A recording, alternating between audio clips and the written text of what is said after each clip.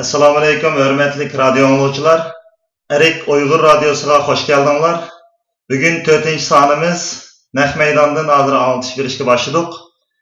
Bugün Türkiye'nin Ankara şehrinde yaşayatkan Erkin Ekrem efendim bilen şu azatlık yolda izdiniş deyen temaga maslaşkan aletde bir qancha sual cevap şekillik söhbetimizni başlaymiz. Mikrofonumuzda Erkin Ekrem efendimiz bizimle birlikte. Hürmetli Erkin Ekrem efendim, qanday ahvalınız, yaxshimisiz? Yaxshi, o'zinglarchi, tinchsiz? Rahmat. Hemen bu radyonun nima şekilde yani efendim deb alay deb ba'zan fikr bo'yicha to'g'ri topdim. Erkin efendim, yaqindan buyon bilasiz, vatanimizda yani nayt qanliq voqealar ko'payib ketib bordi. Bo'libmi bu yaqinqi bir necha oy va yaqinqi kunlarda özlüksüz bunun sani köpeymekte. Aldı bilen muşu haqida biraz so'zlab o'tgan bo'lsangiz, bunun nima sebeplerden değişik oldu yani bu xildagi qanliq voqealar, yani bunun o'tirg'i chiqishi, yani tüp sebebini siz nima deb qaraysiz? Endi bunda voqeaning ko'p chiqishining sababi Xitoyninki Sharqistonda yurayotgan bu siyosatiningki bisimining köpeygenliğini veya yığırlaşkanlığını gösteriyor. Ondan başka Xitoyninki Şarkı Türkistan'da yürütülen siyasi cepten, medeniyet cepten, iktisadi cepten, içtimai cepten ve de dini itikat cepteki siyasetleme bisim ve kuşurgaçlar. Bunun da bir inkaz, bir duruş şeklinde meydanda var. Tabii ki Xitoy hükümeti bunda ahvallarına terörizm bile bağlamadı. Meyli terörizmle bağlamasın. Bir yerde bir mesele var. Bu olsa Xitoyninki Şarkı Türkistan'da yürütülen asimilasyon siyasetinin bir neticesi de gösteriyor. Rahmet. Endi bu yerde mundaq bir sual o'tirib chiqdi da, nima uchun milliy qarshilik harakatları saqchi va hukumat o'rinlarini nishon elishdan ommaviy sorunlarga yuzinib qoldi. Yani bu haqda siz nima ko'z qarashingiz qanday yani? Bu Xitoy hakimiyetiga qarshi veya Xitoy hakimiyetini qo'llaydigan bazı organlara karşı bundak kurallık hareketine ilip birişi. Bu halkaradaki bir adet.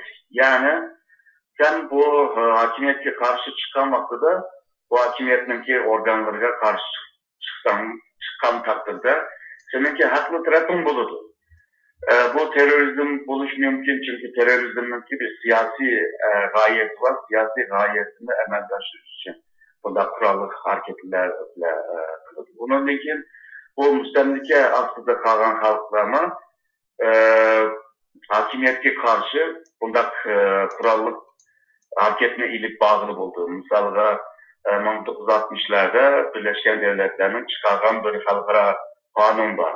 1514 numaralı. Bir bu kararının ki 4. maddesinde müstemlike karşı kurallık hareketi, yani her hıl şekildeki kurallık hareketine ilip bağlı olduğu diyen bir maddesi var. Ama bu Xitoy hakimiyetiga belki Xitoy hakimiyetini qo'llaydigan bu organlarga hujum qilish bunda oson bo'lmasligi mumkin belki. Ya da bunda hozir men degandek bu tushunchaga ega emas. Ya da bir iktidai bir ahval. Yani bunun mı şunda halkını adamga asan uralaydı. Muhitnin kim onaylığı ve nurgun sebeplerden tükeyle belki mesela bir kurallara karşı mı bir kurallık veya bunda bombalarını koyup patlaydıgan veya mesela okşaş hareketlerini ilip bir vatan bozuk gerek. Rahmet. Endi bu yerda mesela Xitoyning vaqa chiqaruvchilarini Naq Maydonda etib tashlash buyrug'i bu yuzinishga sabab bo'ldi degan qarash bor endi. Muşu sizce doğru mu? Tabii ki doğru tarafı var. Bu devlet organının için bir sotu buluş lazım, kanun buluş lazım. Bu yollarla hal kılış lazım. Ama misalga hazır bir vaka bolgan vaqtida mayli Xitoy amaldori bo'lsin, eng cho'ng amaldor Xi Jinpingdek bo'lsin, ya da bularning xavfsizlik ministrligi bo'lsin veya boshqa amaldorlar bo'lsin. Bularning hammasini deydigan gibi var. Yani bular qattiq qo'llab bilan mandaq joylarimiz, andaq dasturimiz, mandaq qilamiz deydigan gaplar. Bular hammasi qonunga tayandırıp degan gaplar emas. Yani kanunu bir taraf qarib qo'yib, men o'zimning irodasi bilan bularni joylayman deydi. Hatta Urumchidagi xalqdan so'ragan vaqtida bu xalq ashnadi. Eng ig'ir jazo berish lazım, ular mandaq qilish lazım, andaq lazım. Yani kanunda nima yozgan bo'lishini qilish lazım. Xitoyda bir kanun bilan bir masalani hal qilishning yo'lini mangan emas. Şunlaşka bu Xitoy hakimiyeti xalqanca bir insanlarga kanunsuz bir şekilde bu faaliyetlerini ilk bağlamakta bunu inkazımı aşındak bir katıklık oldu. Bu da bir toplu katık vurganmakta da o Türkiye kayışlığıma şunda katık oldu. O aşının okşaş bir yak var. Rahmet. Yeni bir sualım var değil mi? Xitoy köşmeller yani köşmellerinin yani tehditinin küçeyişi. Mesela cümleden adalmış Şinjan'a yardım beriş dolgundan keyin texmi köp kişilerin öy makan ve terör yerlerinin ayrılıp gelişi. Bu yeni yüzleşinin sebep buluşu mümkün mü bu vakalarga? Bu mu sebeplerinin bir Beraber bütün Xitoy hakimiyeti Şarkı Türkistan'da asimilasyon siyasetini ilk bir oldu. Asimilasyon siyaseti degan yalnızla bir milletini yok kılışta siyasi yol emas. Şundaklar siyasi, iktisadi, itikadi, örf adeti, tıl, dini itikat degende bütün her sahada seni acizlaştırış. Yani seni acizlaştırgan vaxtıda sen kimliğini mi yok koysa, kimliğini yok koygan için millet bulamazsa, sen çeçilen bu bir cemiyet olursa. Onda cemiyetler Xitoy başkuruşta asanlık olur. Hem de bununki hal kılışının üslupları deb ötkende ictimai cepte ayda çiğnkiliş var. Mesela Şarkı Türkistan'ın nüfusunun tamponluğunu bozuş. Şundaklar Xitoylar'ın Şarkı Türkistan kilişine teşvik kılır. Onların teşvik kılığındaki onlara bazı imtiyaz ve imkanlarını tanır. Bunların ki Şarkı Türkistan'daki imkanları hemmedenden Kara Uygurlar kargancada yaxşırak bulurdu. Sahip olan toprakları, hatta dihanlarının yizlada bu suunun ki işitiş cephe aktayla tıkımı köperek olurdu. Uygurlarda azarak oldu. Her idarlarda, her yizlada gezgiçe bu Uygurlara olan kemsitişler ve ayrımcılıklar, bu kemsitiş ve ayrımcılıklar Uygurlara psikoloji cephlerinden bir isim işlerken oldu. Şununla müstemlike altında kalan bir milletlerin ki umumi psikoloji hususiyetini Uygurlar yüzüge ağam oldu. Şununla bu hem Türkiye geçerli siyasetinin üzerinde asimilasyon. Rahmet. Yine bundak bir sual bireyle yazıptı. 5. iyuldan keyin Xitoy fuqarolarining hukumat taraf tuturup Uyg'urlarni bastırışını mı muşu sebeplerden biri deb tushunishga bo'lamdi deydi. Bu tabii yani ancak buludu. Çünkü bu Şarkı Türkistan'da kelgan Xitoylarni o'zininki devletininki kuchiga bir yerde o'zininki hayatını veya turmushini qo'llashga tirishdi. Shunaqla bir mezgil o'tgandan keyin Şarkı Türkistan'ning bir ishg'ol qilingan bir toprak bo'lganligini unutdi. bir mezgilden keyin Xitoy bir ishki avlodlik bo'lgandan keyin Sharq Turkistonmi Xitoyninki zemini deb ko'rgan bo'ldi. Unda biz zeminga shunda bir qo'shin, bir qo'shin odamlar bu tinchlikni buzyotdi deb ular hamda o'zininki nuqtai nazarida haqliqdek turib bu gaplarni deyishgan bilan birlikda hukumatni qo'g'daydigan bo'lib hukumatmi bu Xitoylarni hukumatni qo'g'dab oxiri kelib bu Sharq Turkistonda Xitoy bilan Uyg'urlarning ya'ni etnik arasındaki cidallarni paydo bo'ldi. Etnik cidallarninki bir xususiyati var. Bir ikki avlod o'tmigicha ya da 4-5 avlod o'tmigicha bu tuzalmaydi. Xitoy hokimiyati hozir Sharq Turkistonda shunday bir ahvolni yaratdi. Ya'ni Xitoy millati bilan Uyg'ur millatining orasidagi milliy ziddiyatni ve bu düşmanlıkını yaratib qo'ydi. Hamda bunun tuzilishi bekler. Yani Xitoy xalqi Sharq Turkistondagi qanchalik o'zini masum ko'rsatgan bo'lsa, ya'ni terrorizmning qurboni bo'lib qoldik deb o'zini andaq ko'rsatgan bo'lsa, ama Xitoy xalqining ichida yana Uyg'urlarni pek xohlamaydiganligini ve Sharq Turkiston bu zemininin o'zini bir zemini olup da bizning zeminimizni mushu terroristlar buzyotdi degan bir tushuncha bilan hozir o'tirib chiqyapti. Rahmat Erkin efendim. Bir yerde hazır mundaq bir sualga bizim Uyghur halkının ait ihtiyacı var deb qaradım. Mesela hazır yüzüvatkan mesela mezkur vaka yani puhralar saldı puhralar hücum kıldı dedi. Mesela dünya bunu biraz teröristlik şekilde bazı makaleler yazganlar oldu. Mezkur vaka bunundan keyinki Uyghur vaziyetiga, cümleden Uyghur Xitoy munosabatiga qanday ta'sir ko'rsatdi? Hamda bu yaxshi bir ta'sir ko'rsatmaydi deb xulosa chiqarib bo'ladi endi. Bu xil jidallarninki o'tirib chiqishininki sabablarini izlash lazım. Yani Xitoy hokimiyati o'zi izlash lazım. Ama Xitoy hokimiyati bu şekilde izlemeyordu. O'zininki tushungandek izleyyordu. Yani Sharq Turkistonda bunda bir jidallar bo'lgan bo'lsa, bu yerdagi iqtisodiy turmushlarninki keynida qilishi. Yani şuna aşkı bu Uygurlar narazılık kılıyordu. Misalga Uygurlar 1884'te toprağını birinci kısım Xitoyga taqib qo'ygan. Yani Xinjiang deganni qurib chiqarmoqdan itibaren. O günden bugüngacha bu Sharq Turkistonda bunda bir dava var dedi.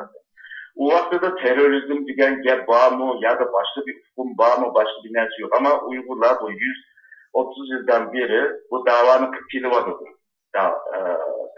Derdini anlatış veya derdige sahip çıkış degandek bu hareketini ilip biliyordu. Bazı vaktlarda, bazı basqıçlarda misalga Cumhuriyetini ilan kılgan, bazı basqıçlarda başka şekilde kurallık hareketlerine koygan. Hem her devirde öz aldığım bir faaliyetleri bulundu üstüce. Bugünkü 21. asırda Sharq Turkiston'un meselesi halkaraga içildi, yiyildi ve halkarada bu Uygur meselesini bilmeden çoğun devletler ve kalmadı. Bunda bir peyde bu mesele tihimi mürekkepleşirdi de oylayman. Hem memleketin içindeki bu oturup çıkan bunda bir düşmanlık, Xitoyla Uygurlar arasındaki bir düşmanlık aslan yukak etmeydi.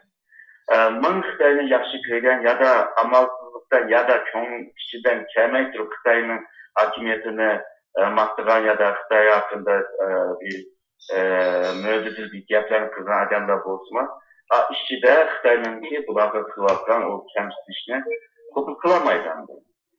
Shunga ham mamlakatning ichidagi bu xil gaplar tuymaydi deb ko'rsatildi hamda xalqaro bu Uyg'ur meselesi xalqaro birleşkeşke, xalqarada mı bu aldırakı tüyap etmeydi bu mesele. Şu ançta bu uzun müddetlik bir meseleye aylanıldek durdu. Rahmet. Erkin efendim, bu xildagi voqealar bo'libmi, ya'ni shu anki Urumchidagi bo'lgan voqea Uyg'ur davosining xalqaralashishida qanday rol o'ynaydi? Yoki mazkur voqea muhojiratdagi Uyg'ur milliy harakatiga qanday ta'sir ko'rsatdi? Bunda ahvollar tabiiy ahvol, tabiiy. Endi bu xalqaroniki matbuotlarda chiqadi va nurg'un davlatlarniki xalqininki bu ahvolning bilishiga sabab bo'ladi. Ammo Uyg'ur masalasi xalqaroviylashdi. Buningdagi ish nima degan vaqtida bu masalani qanday hal qilishda. Bu bosqichlar o'zgardi. Şuңaşka hem memleketin işi hem peşindeki Uygurlar düşündüğün, oylap düşündüğün mesele bu oldu. Yani bunundaki kadar kıldıran gap. Bu mesele oturup çık oldu. Meseleye kadar bir çare tepiş lazım, kadar bir çıkış yolu tepiş lazım. Kadar kıran takdirde onun denkin ziyan tatmayı bu milletine kollap kalalaydı bu millet diye bütün haklarını misalga siyasi, iktisadi ve ictimai dini itikatı degende şu sahadaki haklarını kadar yaşayalaydı, kadar sahip çıkalaydı. Muşlarını oylaydıran vaklar. Onun için çetlerde olsa Uygur meselesini halkara siyasi sahnemde bunun da bir kanda bir çare tipiş. Yani sen talebini oturup koysan onun için halkara siyaset sahnesi sana bir imkan tanır ve seninki talebini karda cevap verirler. Şuңaşta bunundan keyin Uygur meselesini oturup çıkan bu meselenin qanday hal qilishda belki biraz müzakere qilmak lazım deb o'ylayman. Elbette deganlarimiz yani inşallah bu şekilde bizim Uygur teşkilatlarımız ve bütün Uygur cemaati bu şekilde bo'lar deb umid qilaman. Endi bu Urumchidagi normal xalqqa hujum qilish voqeasini bunda bir o'ylashga bo'lamdi. Hozir menga biraylar shu şekilde yozibdi. Uyg'urlar o'zi qilgan emas, balki Xitoy hukumatı o'zi buni qilish orqali Uyg'urlarni butun dunyoda mana bu terrorist degan qalpoqni kiydirish uchun o'ynagan bir o'yin bo'lish ehtimolligi bormi deb bir shuni so'rab baqsangiz deb bir xat yozibdi menga biraylar. Buningga siz nima qanday tushuncha beraylaymizlar buni? Endi mushu Shakistonda bo'layotgan voqeaga qarab turib shuni shunday deyman. Bu da bir ahvol bo'lmaydi deb o'ylayman. Chunki Uyg'urlarni xalqaro ya da Xitoyninki fuqarolarga yomon ko'rsatish bunda voqeani chiqqanmisimi Xitoy ko'rsalaydi buni. Xitoyninki hokimiyatini hamimiz bilamiz. Ama bunda bir narsaga dikkat qilmak lazım. Misalga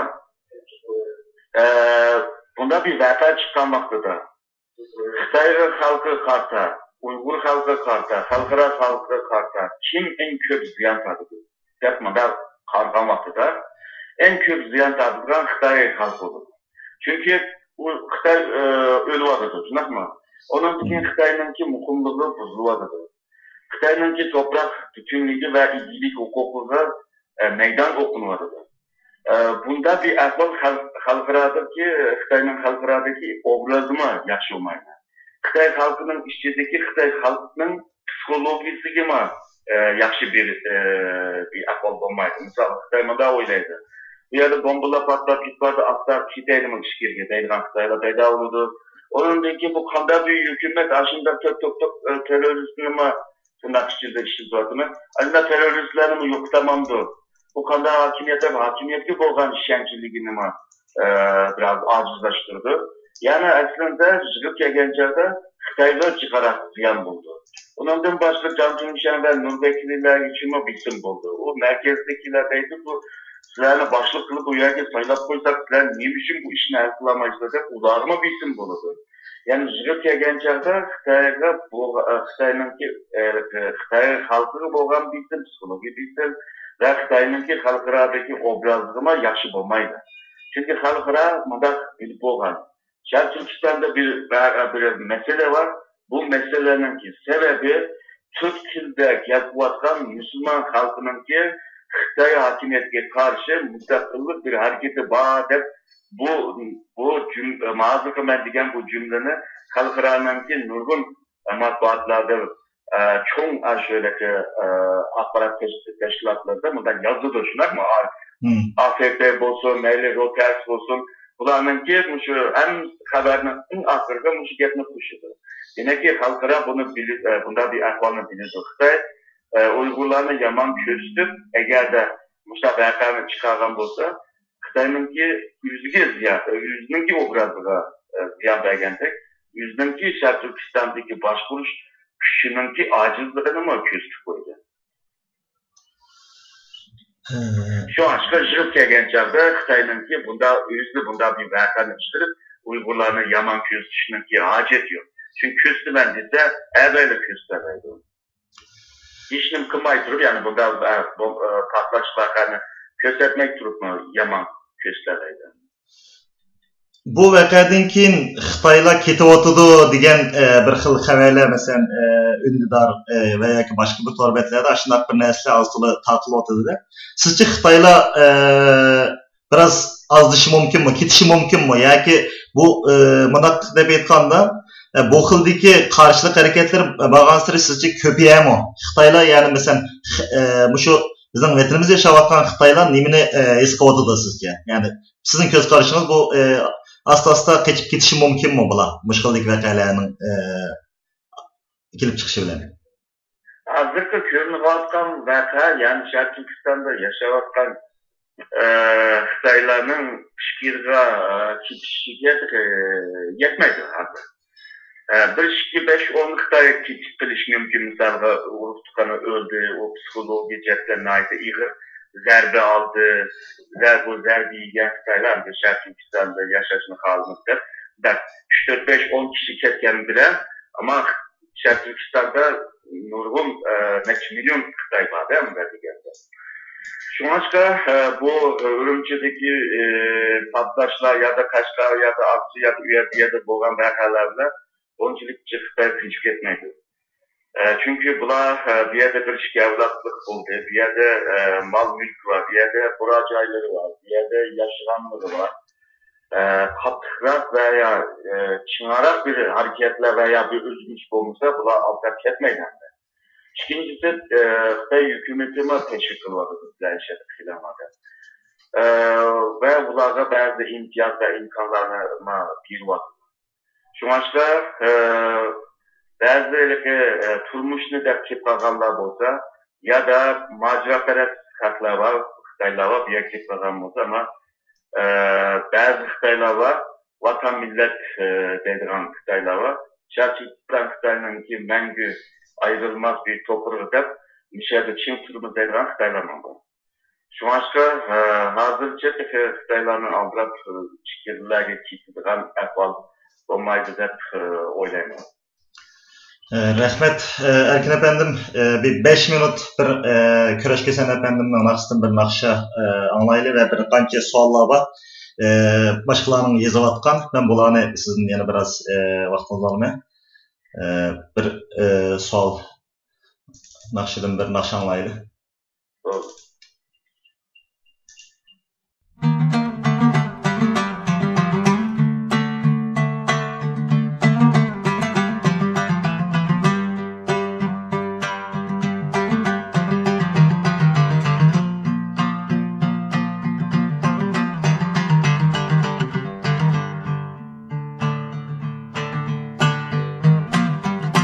Tohtat ilahim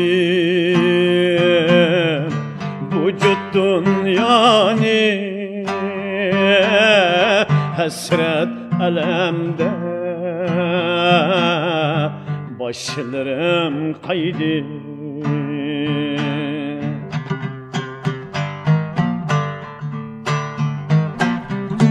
adalet izde Cahanni kezdim, buldum musafir, putlarım taldi.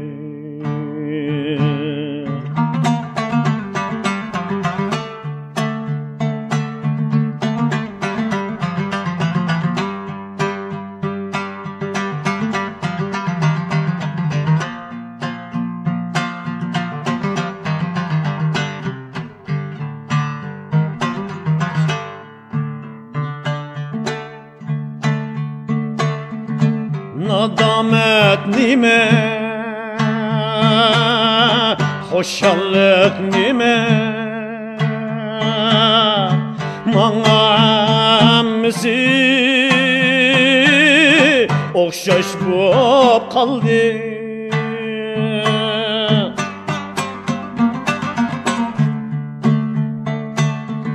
Çeksiz yollarda menzilim xire, toxtat dünyanı putlarım taldı.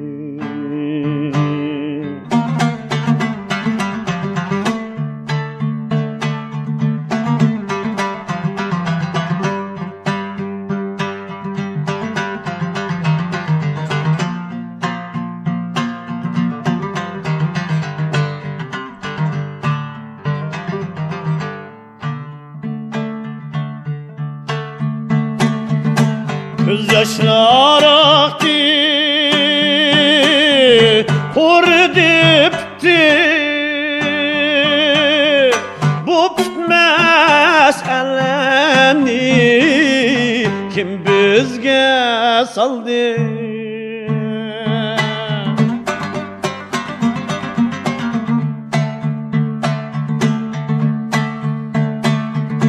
Göz yaşlar aktı, hor dipti.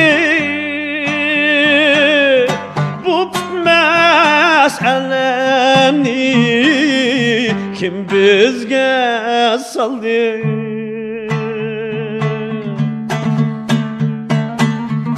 Kıska ömürde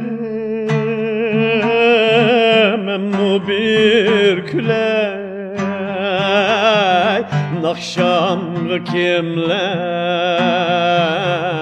sazını çaldı.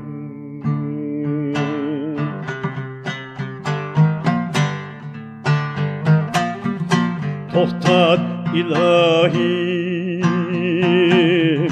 vücut dünyanı, hasret elemde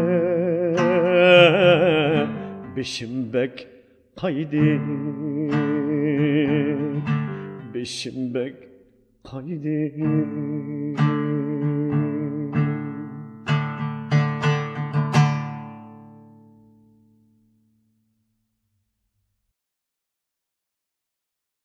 Yukarıda Kireçkesen Efendim'den nakşısın bir nakşa anlap ettik. Kireçkesen Efendim'de her zaman yad etip duruşka erziydi. Uygur milletinden çıkan haqiqiy vatansuvar san'atkorimiz deb ashundoq tanıyman, hem xalqimiz ashundoq tanıydı. Aziz qarindoshlar, radio programımızga Ankara Üniversitesi'nin o'qituvchisi Erkin Ahmet Efendim hozir ishtirok qildi. Hurmatli Erkin Ahmet Efendim, sizmi şu radyoni hozir angladim dedingiz. Şu Urumchi voqeasi haqida o'zingizning bir tushunchisini qisqa bir so'zlab o'tgan bo'lsangiz. Hürmetli radyo anlamışlar bu Urumchi vakası hazır dünyanın tüm tertibinde meyli ictimai taratkıları olsun, meyli sorbatları olsun, Uygurlar arasında naiti kızlıkarlık, naiti kızlık nokta olup münazır bulatan bir mesele. Ama bunun da bir mütehassıs kandak karaydı o. Yani bunu tarihi cihetten, ictimai cihetten, her cihetten kandak tahlil kılış gerek diyen temi var mı? Bugün Abdurrahman tarihçi, stratejiye mütehassıs Erkin Ekrem'le bu nemedi münazara kılatıdı. Bu ben bir anlavatıdı bu radyonu. Hem de bunun tabi tarihi Uygurlar hazır kızıklıvattan bunda bir mesele vardı. Bu hıl vakalar hakikaten Uygurların kökü hem de bir yerde bir buna insanların ki aşağıda ülüşüge emimiz bu doğramaz ama Uygurlar çaresiz bir vaziyet tık kaldı. Bugün Xitaylar Uygurlarla bir vaktan besim siyaseti Muşunda bazı kişilerin muşunda işlerini kılışkın mecburlavatıdır. Şuna bunun Xitay cevapkarda ictimai tarafkıladı mı asası temalar bu buluvatıdır. Hem de ben bir yerde Abdurrahman bu meseleye kanda karaysız olur diysen, hem de bunun hemimiz kürüvatkan nerse, hem de bu uzun yıldan bu yan Xitayla Uygurlarga bir nefes alıdığan, bir sınıdığan bir muhit koymadan, besim bağantırı küçük dalan kılgatı. Uygurların dini cihetten, hem iktisadi cihetten, hem siyasi cihetten, her cihetten bu besim naiti güçlü. Şuna hem de bu kıl vakala burun 5 yıldır bir boğan bolsa hazır her günü digedek jidiminçla bir yerde boldu, jidimiş ki ürümçülü boldu, bu işler devamlı buluvatı derler. Şuna ben hem de bir yerde Uygurlar kızdıkıvatkan mesela bugün taratkılarda devatıdan da muşu munda vakalar devamlı koptusa, munda vakalar bolsa, Xitaylardır öl bağısı düşüp, ama Xitaylar kitido deydiğen mandak göz karıştı yedivatı dendi. Bunu belki de Ekrem Efendim adı cevap verdi. Dedim de bunda kısa verdi de kısa müddette bunda körülgen bilen uzun verdi de bunda bulmaydı da. Şu ben bu vakaya olan göz karışımını değiştim burun. Hem de ben bu içtimai taraftılar Uygurların kallısı gibi bazı sual işaretini bir mutkasının ağzında kanda şendiriş. Doğrusu da ben bir erkin eklemi diye bir tane sual sorsam diyeyim. Hem de Uygurların hazır en çok sebep hem de Xitay'ın küçük yıllardan Xitaylarının bağantırı kötü işi. Burada yüzyıllardır yoksa burada yüzyıllarca Buluvatı'dan da bu kıl vakalarının çıkışının en mühim sebeplerinden biri hem de bu Xitay nüfusunun bağantırı küçük Uygurlarga bu yerde hem iktisadi cihetten hem siyasi cihetten bu bir besim bulabilir. Şerif Türkistan'ın tereydiğen yeri, suyu, bula nerede çeklik hem de. Ama bunun bu üç yıl olan nüfusunun kilişi, bu yerdeki göçlerinin kımmetleşip gidişi, hayatının bağantırı, pulunun bakalışıp gidişi, işsizlik hem misalın ki asası sebebi bu Xitay'nın ki küçük yıllardan Xitaylarının kötü işi. Hem de böyle tarih kitaplarda sizin o dokulatlarınızda devam değilsiniz. Bu Xitaylar Türkistan'da tarihte 3 katım oturasyanı, 5 vaktiken her katım başka vakıda Xitay küçük devlet optikenen. Daha'dır mı oturasyanın tesiri bağımsızlık küçük vatıdır. Bazı 5 Türkiye Cumhuriyeti ile stratejiyelik hemkarlık ornattı. Rusya ile 400 milyar dolarlık gaz toktanlarınız kilişimi tüzdü bu katım Şanghay'da hem bu halkara vaziyet hem de Uygurlar'a buluttan bu zulümün yanı devamlışılığını gösterdi. Benim iki göz karışım hem de dünyadaki bu özgürlükle hem de Uygurlar'a boğan besimninki hem de bu yanın mukumluğu Xitay için mühim. Bu yanın nefis gazı itibatı da Türkmenistan bulan toktanlarını tüzdü. Şu anda Xitay bu yerdeki besimle bağlantılı küçüğütmesi değil mi? Şu anda bu kıl vakalarının köpü içeride miladiden bunun Xitay tuncu katım kirip çıkan 49. yıl gelgende 250 milyon 250 milyon Xitay varken Şarkı Türkistan'da değil mi? Tarihe menbelerde. Ama bunun Xitayla bunun başka vakıda başında kirgen mi? Biraz tarihten bugünkü gerçekten bir bu yerden de Xitayla bu katımda yerleşişemdi. Bu kıl vakalar küpeygen takdirde kitiş ihtimali var mı? Bunu biraz tarihi cihetten bir düşündürsünüz demekçi. Doğru, milattan evvel 60 yılında Xitay Şarkı Türkistan'da bir valilik var. O vaktideki valilik o rayondaki hakimiyetini bozur ve yeniden tüzleşemez. Acı mevcut hakimiyetine yaşatır ve o hakimiyetin dişlik adamını yüzüge bağlar. Yani başkuruş cihette bugünkü adıki Xitay'ınki başkuruş stiliyle okşmaydı. Ta ki 1884'gece o Xitaylar tam sülalesi bir vaxtıda bir kısa dönem Şarkı Türkistan'da birisi oldu. Mongollar vaxtıda kısa bir dönem birisi oldu. Mançur vaxtıda mı 1884'ten beri bu toprağını Şərq Türkistan toprağını özününki idari toprağı aylandırdı. Burun Şərq Türkistan toprağı yalnızla Xitay'nınki bir siyasi ketten başvurulan bir topraktır. Hem de bir yerdeki xavfsizliğini qoğdab qilish için bir yerde asker yerleştiriş lazım. Tarihten beri Xitay. Bu askerlerden bir kişi var, bularını qoğdaş için, bularınki yayğaşıdığan o bularını təmin qılmaq için nurgun pul masraflanan.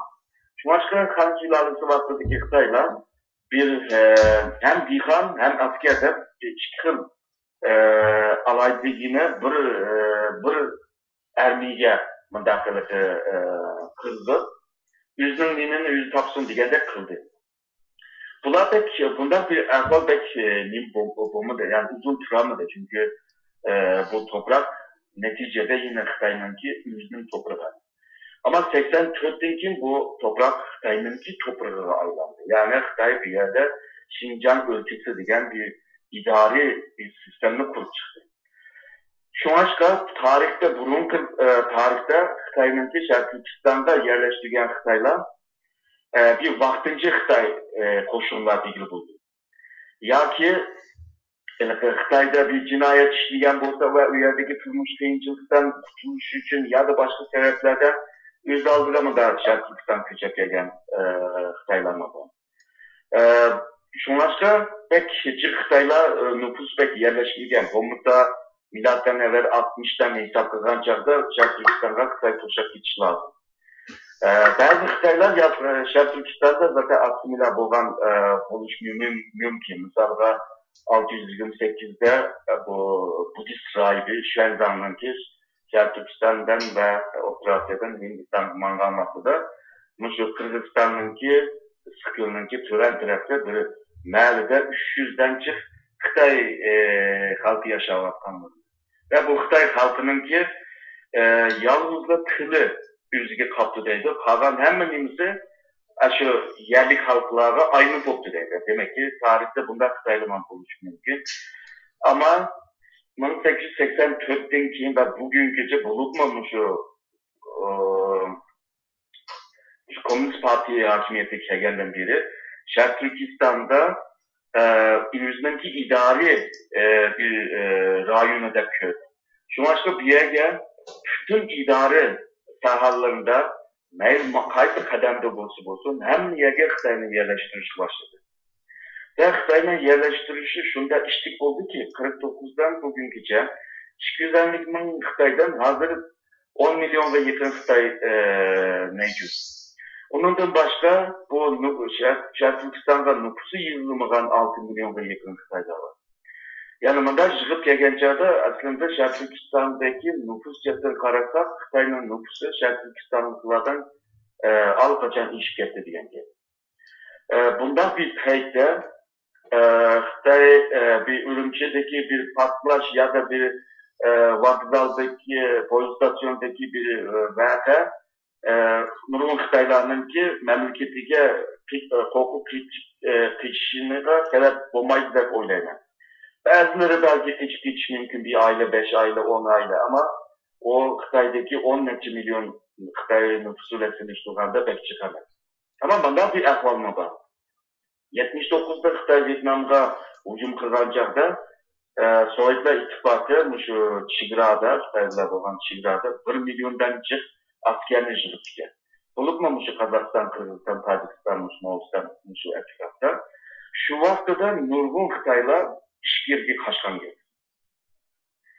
Bundan bir vaka boğan vaktıda mı Xitaylarının ki kıçıp geçişinin ki ihtimali var. Ama eğer de Xitay halkı, Şərq Türkistan'daki Xitay halkı, Şərq Türkistan bizimki zeminimiz, bizim toprağımız depli kaldıran olsa bir Şanşi, bir Hunandek mi da körkan olsa o zaman Şərq Türkistan'da mı aldırıp çıkmaydı. O zaman Şərq Türkistan'ın ulanınki toprak emekliğine ve bir işgal toprak olanlarını daima bildiriş lazım. O vakti da onunki bir çoğarak vaka çıkarmakta da şükür karab kılış mümkün. Rahmet Erkin Ekrem efendim. Hazır radyomuzda Kanada'dan Mehmet Toxt efendim katıldı. Mehmet Toxt efendim hoş geldiniz. Rahmet, emmi dostlar, selam. Ben Kanada'da, Amerika'da hazırım. Amerika'da okumaydıkken ben geçirim. Adır Erkin Ekrem efendim bilen Erkin Ahmet efendim birlikte anlavatımız. Radyonun birlikte yani sohbet. Muşu yakınki mezgildim bu yankı muşu vatanımız yüzbeygen vakayla hakkında biraz toxtalsak deb. Erkin Ekrem efendim bir qancha savol javob şekillik aldık. Sizning belki başka bir göz karşınız bolup qala, sizden ayrım bir sorsam. Bu nima uchun milliy qarshilik hareketleri sakçı ve hükümet organlarını nişan ilishtin ommaviy so'rovlarga yuzinib qoldi. Buningga siz qanday qaraysiz? Ko'p rahmat oldi bilan radio anglagan do'stlarimizga va suhbatga qatnashgan da'vo do'stlarimga salom yo'llay. Bu radioni tashkillab xalqimizga shu vaziyatimiz haqida ichki va tashqi jihatdan Uyg'urlarning ilib qo'ygan har xil dava taraqqiyot haqida shu ma'lumot berish uchun shunday bir vositani bo'lgani yaxshi bo'pti. Buni muboraklab o'tay. Darvaqa yaqindan buyon bo'libmi qisqa oraliklarda birining orqadan biri davom qilib shu vatanimiz yuz berayotgan voqealar qarasak bir qancha yildan buyon ko'proq mayli Pichandagi voqea bo'lsin, Lukchunda veya Sharqiy Turkistonning janubidagi Xotan, Qashqar qatorli rayonlarda bo'lsin, askar va soqchi organlarga, ya'ni hukumatning organlariga qilingan hujum ko'proq chiliqqan edi va ko'proq yuz bergan edi. Buningda herhalde bu hujumlarning hukumat organlaridan ommaviy o'rinlarga, ya'ni poyezd stansiyasi bo'lsin veya ki xalqlarning ko'proq ijtimoiy faoliyat ilib boradigan har xil maydonlar bo'lsin, shunga yuzlanishida bir qancha omil sabab bo'ldi deb qarayman. Birisi soqchi organlari hukumatning qurolli qismlari tomonidan qo'g'diladigan o'rin bo'g'achqa nurg'un qarindoshlarimiz hatto soqchi organlariga kirmay turibla hayotini arqib qoldi. Ya'ni maqsadini ishga oshirganlar bo'ldi yoki oshirmaganlar bo'ldi. Lekin ko'p hollarda tatgan ziyni bergan ziynidan ko'p bo'ldi. Ya'ni ba'zi avvallarda masalan soqchi organlarining ishkidan kirib bo'lguncha etib o'tildi. Ya'ni ba'zi avvallarda soqchi mashinlarga andimunda ziyon badaq qilgan bilan, lekin soqchilar asosan qurol, ig'ir qurollarni o'z ichiga olgan, to'liq qurollangan qism bo'lgani uchun qarindoshlarimizning o ibtidoiy shakldagi oddiy vositalar bilan ilib borgan hujumi nishoniga yetmayli qolmasdan bergan ziyni, ya'ni chiqimi olgan natijasidan ig'ir bo'ldi. Ya'ni ikkinchi bir sabab mencha bu janublardagi va boshqa soqchi organlar qilingan hujumda Xitoy hukumati uni tezli vaqtda bir taraf qilib voqeani yepib o'tib, uning ta'siri doirasini va yoki tashviqot doirasini cheklab qo'ydi. Shunlashqa nurg'un voqealar chetaldagi Erkin Osiyo radiosi qatorliq ba'zi radiolar tarafidan voqea yuz berib bir qancha kun, hatto bir qancha haftalardan keyin favqulodda bir uchurlarga erishib bu voqealar oshkorlanmagan bo'lsa, Xitoy hukumati asosan uni tunjuqtiradi. Shunda bo'lgani uchun bu voqeani planlagan yoki bu hujumni tashkillagan qarindoshlarimizmi herhalde shu savolni so'radi. Men hayotimni qurbon qilyapman. O'zimning da'vosimni ham tashqi dunyoga, ham Xitoy hukumatiga, ham Xitoy ko'chmanlariga bir signal sifatida yetkazay deb, noroziligimni yetkazay deyapman. Lekin mushunchalar fidokorligimga, mushunchalar bergan qurbonimga men nimaga erishdim degan savolni cho'qim so'rayman. Shunlashqa bu soqchi organlari va hukumat organlariga bo'lgan hujumda men o'tganda Erkin Osiyo radiosining bir ingliz servisiga bergan nimani qisqacha bir xulosalagan o'lgan soqchilarning soni 3 dan oshmaydi. Mana Qashqarning Sama voqeasida askariy bir mashq qilish maydoniga qilgan hujumda hali ko'p o'lgan 20 nachisi, lekin soqchi organlariga, ya'ni ular qilingan hujumda soqchilardan aram 2-3 odam o'ldi. Lekin Uyg'urlardan 10'ni, 20'ni, hatta Qag'liqning yilqichi vakasida meyit juğan imamning bergan xabar qaraganda 46 Maşında top şekilde kırgın kılattı. Şunlaşka, muşu amil boğan buluşu mümkün de qarayman. İkinci taşkı amilda Uyg'urlar hamda saqchi organlardan boshqa Xitoyning ommaviy so'rovlarga yoki mayda qatnash so'rovlarga masalan poyezd stansiya, avtobus stansiya degandek bu yer hujum qilsa qandaqdir chet elliklar bizni ommaviy xalq hujum qilgani uchun terrorist deb qolarmi degan dastlabda shunday bir endishalarni bular o'ylagan bo'lsa kerak. Shu sababdan hayotini Kurban berish badliga imkon bor hukumatning nishonlariga hujumini markazlashtirdi. Hozir ham tashqi dunyodami bu umidni asosan uzganligini ko'rsatdi. Ya'ni bu hujumchilarning saqchi organlari va hukumat organlaridan ommaviy so'rovlarga yetkazgani hujum nishonini. Ya'ni tashqi dunyodan baribir bulardan bizga bir ish kelmaydi ekan. Nima desa da'vasu degan bir nuqtaga kelganligini ko'rsatdi. İkinciden bu ommaviy o'rinlarga hujum nishonini yetkazganda hukumat uni xabarlarni kontrol qilib qilolmaydi. Ommaviy so'rin cho'qim uni ko'rgan odamlar bo'ladi, u voqeani beshidan o'tkazgan odam bo'ladi. Ya'ni bir ijtimoiy bir parokandachilik yuz berdi bu yerda. Tatparaqchilik yuz berdi. Hukumat uning qarta kuchini safarbar qildi. Shunlashqa buni yo'shiranmaydi. Ya'ni bu voqea bo'lgandan keyin buni ham hukumatga ham emas, Xitoy ko'chmanlariga va axborotlarga, shundaqli tashqi dunyoga buningga bo'lgan ta'sirini Xitoy tunjuqtirman yoki bularni yig'ishtirman deb yig'ishtirolmaydi.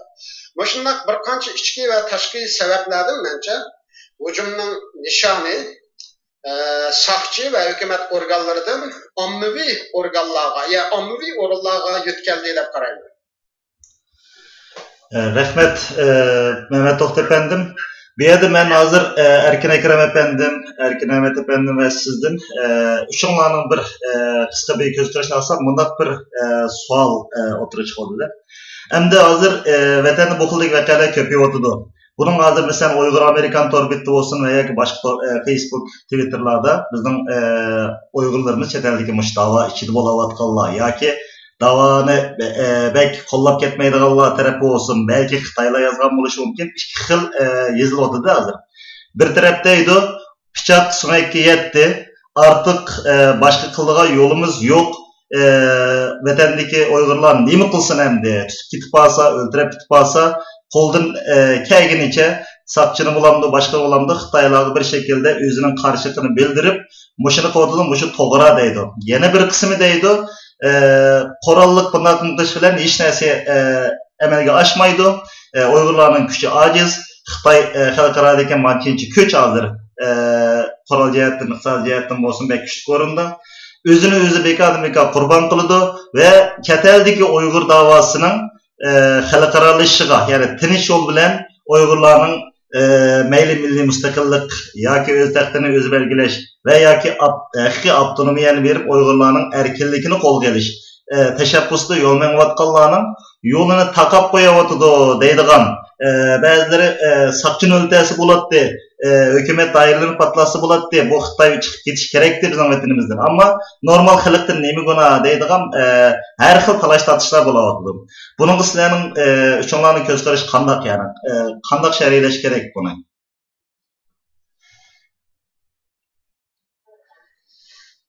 Kim boshlaydi?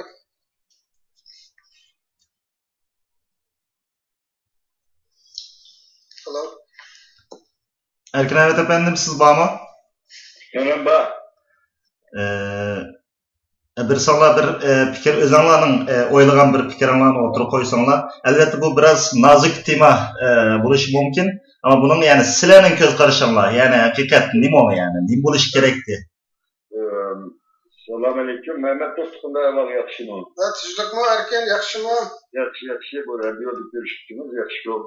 Ben anlamadım da benim göz karışım şu anda hiç kanda kişiye, hiç kanda adam, insan için hayat, yaşayış en kıymetli nedendir. Bunun hayattan kıymet neresi yok ama buna şu vatandaki Uygurlar mı, bu işini kılgan Uygurlarını nayeti yaxşı bilir. Hem de bir devlette eğer bir fikir erkinliği bulmasa, özünü ifadeleş hak hukuku bulmasa, bu yerde deyli küçükken bir nerseden Xitaylar bazı haksızlıkka, adaletsizlikке narazılığını bildirse, ular demokratik Xitay oldu memlekette, vatanda, Xitay Halk Cumhuriyeti'nin önceden de Xitay'ın içki devletleri de vatandaki bazı hükümetin kanunundaki bazı yolsuzluk, adaletsizlik bundan neslerken narazılık bildirip Xitaylar çok ümürlerinin yiyeceğidir. Ama bunu yazsa Xitayga birden bulmaydı. O kuşaşlam Xitay gerejdanı boğan Uygur eğer ayşe gepini deyse ölüm cezası bir vakitte. Şimdi bunda bir şarayitte. Hem bilmegen adam bunda ala karab vay çıbrağı ucum Türkiye anlamadınız bunu hem bir yerde.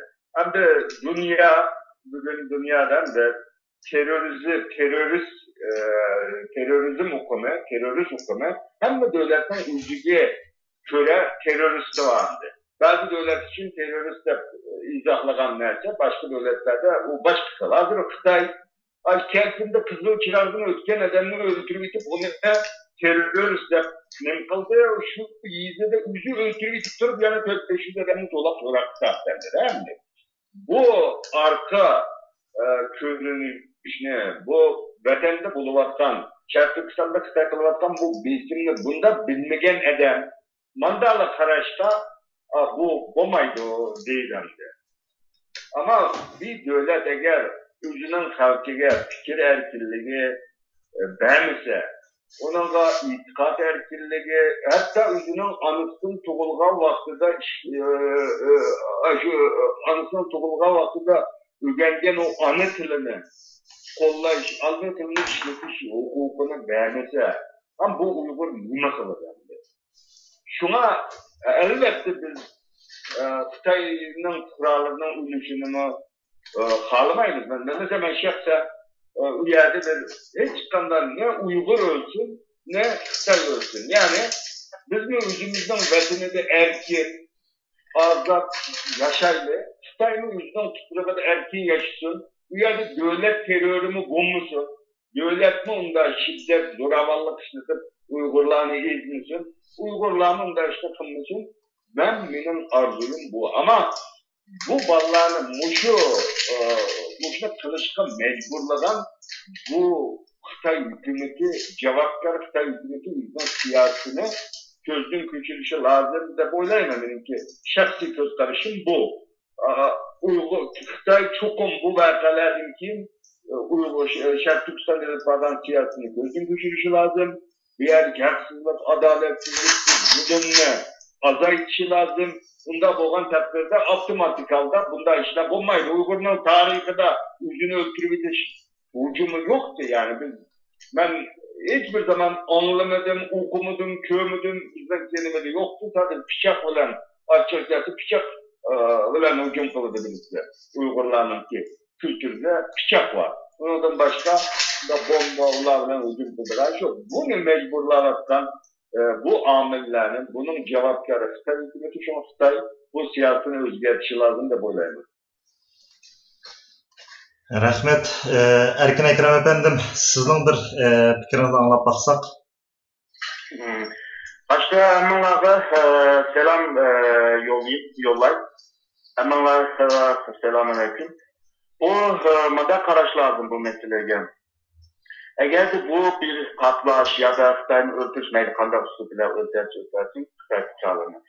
Bu bir siyaset olsa, siyasetmenki yolu ile kılıç lazım. Eğer de bu intikam doğan olsa, intikam yolu ile kılıç lazım. Mesela, Ürümçi vokzaldaki o patlaşta eğer de bir intikam ilişki olsa, onun da halkaralarının ki, neyli kanda devlet olsun, onun da kişi bakmayız.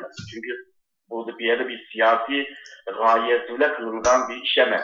Bir yerde bu Xitay'ın ki bisimge kartı her sahada bulunan bisimge kartı bir inkaz bildiriş bu. Buna aslında intikam dese bu yerde düşüyor. Onunla hiç kim diyemeyiz onu. Ama eğer de bu bu xil faaliyetler bir siyaset bulduğanlı olsa, o vaxtda xalqara bunu siyasetning yo'li bilan nokta nazarda qaraydi. Misalga kimki şu Ürümçide bo'lgan bu vaqalarda, achchiq vaqalarda Amerika mı kopib bularni terörist dedi.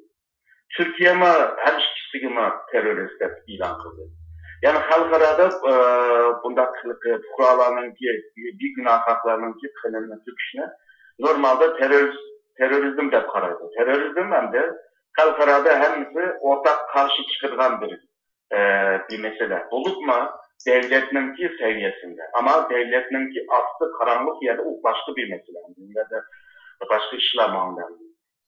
Şunlaşka eğer de bu Ürümçide bulunatkan bu vakalar bir taktik bolgan bolsa, o zaman bu stratejik seviyede bulunmaganlığını gösteriyor. Çünkü seninki bu kızan işin xalqarada menfi bir ahval yarattı. Yani sen Türkistan meselesini xalqara sahnelerde bir kollaşını, kolu güçlü bir yazda istaşlıkını kolu güçlüğünden vergen bolsan, o zaman xalqaradaki kurallara qarab oynaş lazım. Eğer de senin kızan taktik, o stratejiye hizmet kılmagan takdirde, o zaman bu taktik mi hata bulurdu. Bunu düşündürelim. Bir devlet için misalda askeri güç, siyaset güçününki bir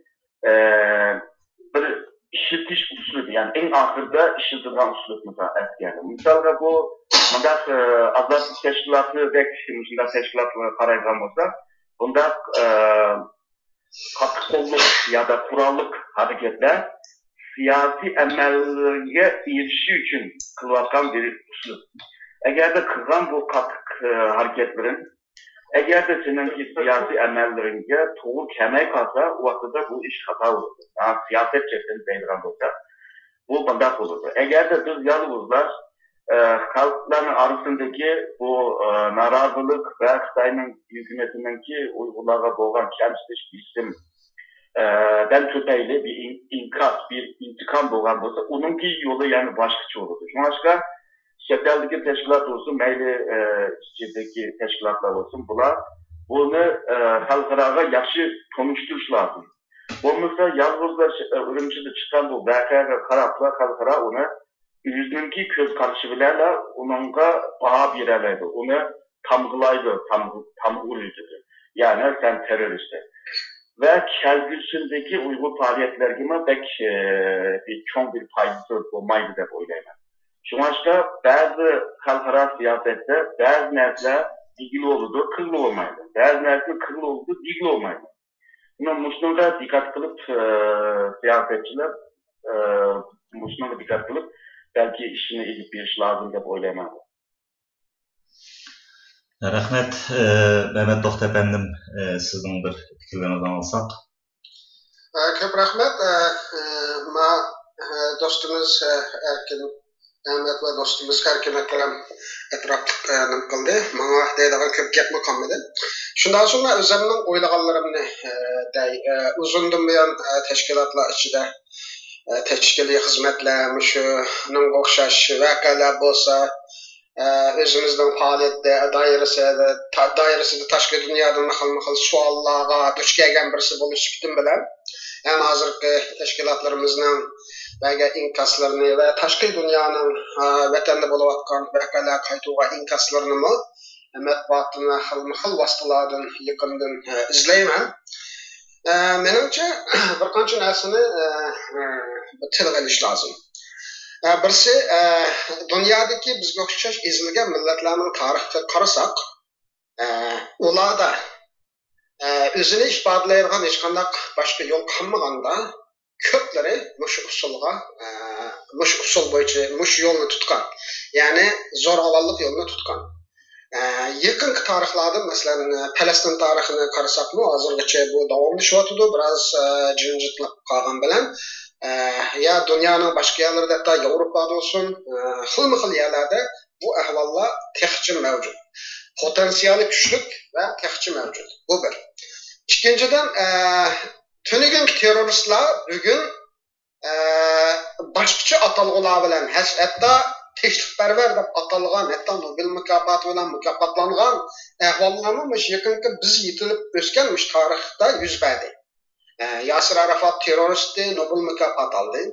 Hatta Türkiye'de 40 ming insonning joniga zomin bo'lgan Abdullah Öcalan PKK'ning rahbari, hatta bazı insanlar tarafından bu yılki Nobel tinchlik mukofotiga nomzod ko'rsatilgan shunda qaranglar yıkıp jüriydi. Yani demek çoğunun bu terörizm ve terörist degan fikrlar mutlak emas, nisbiy vaqt ve şarait vaziyatning taraqqiyiga qarata o'zgarib turadi.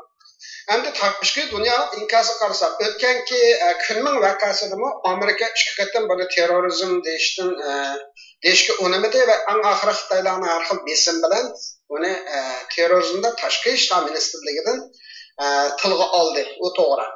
Bu qatimki vaqadimi Amerikaning dastlabki Amerikaning Bejondagi elchixonasidan qaytuga inkas bu zo'ravonlik, terrorizmni qo'llanmasdan zo'ravonlik bir harakat bo'ldi, o'lganlarga chaqirtimiz degandek jumla. Keyin Xitoy qayta nima qilgan lekin Oqsaroydan qisqa bir jumlalik bayonot e'lon qilindi. Lekin Kanada qarasak, mayli Kunmingda bo'lgan, mayli Bejingda, mayli Urumchida bo'lgan voqealarni, yani İngilizcesi assault, yani Türkçesi taciz. Ya bunday aytganda bu assault degan so'zmi, o'sha chim duosimi assault kirdi, burniga birini urib qo'yishimi assault kirdi endi. Mushundaq nayt keng doiralik atalg'i bilan atdi endi. Yevropa Birligi qarasak, Kunmingdagi voqeaga nayt qattiq bir inkas, nayt ig'ir so'zlar bilan bir terrorizm deb atadi Yevropa Birligi. Marketingda normal so'zlarni ishlatdi. Şunlaşqa bunu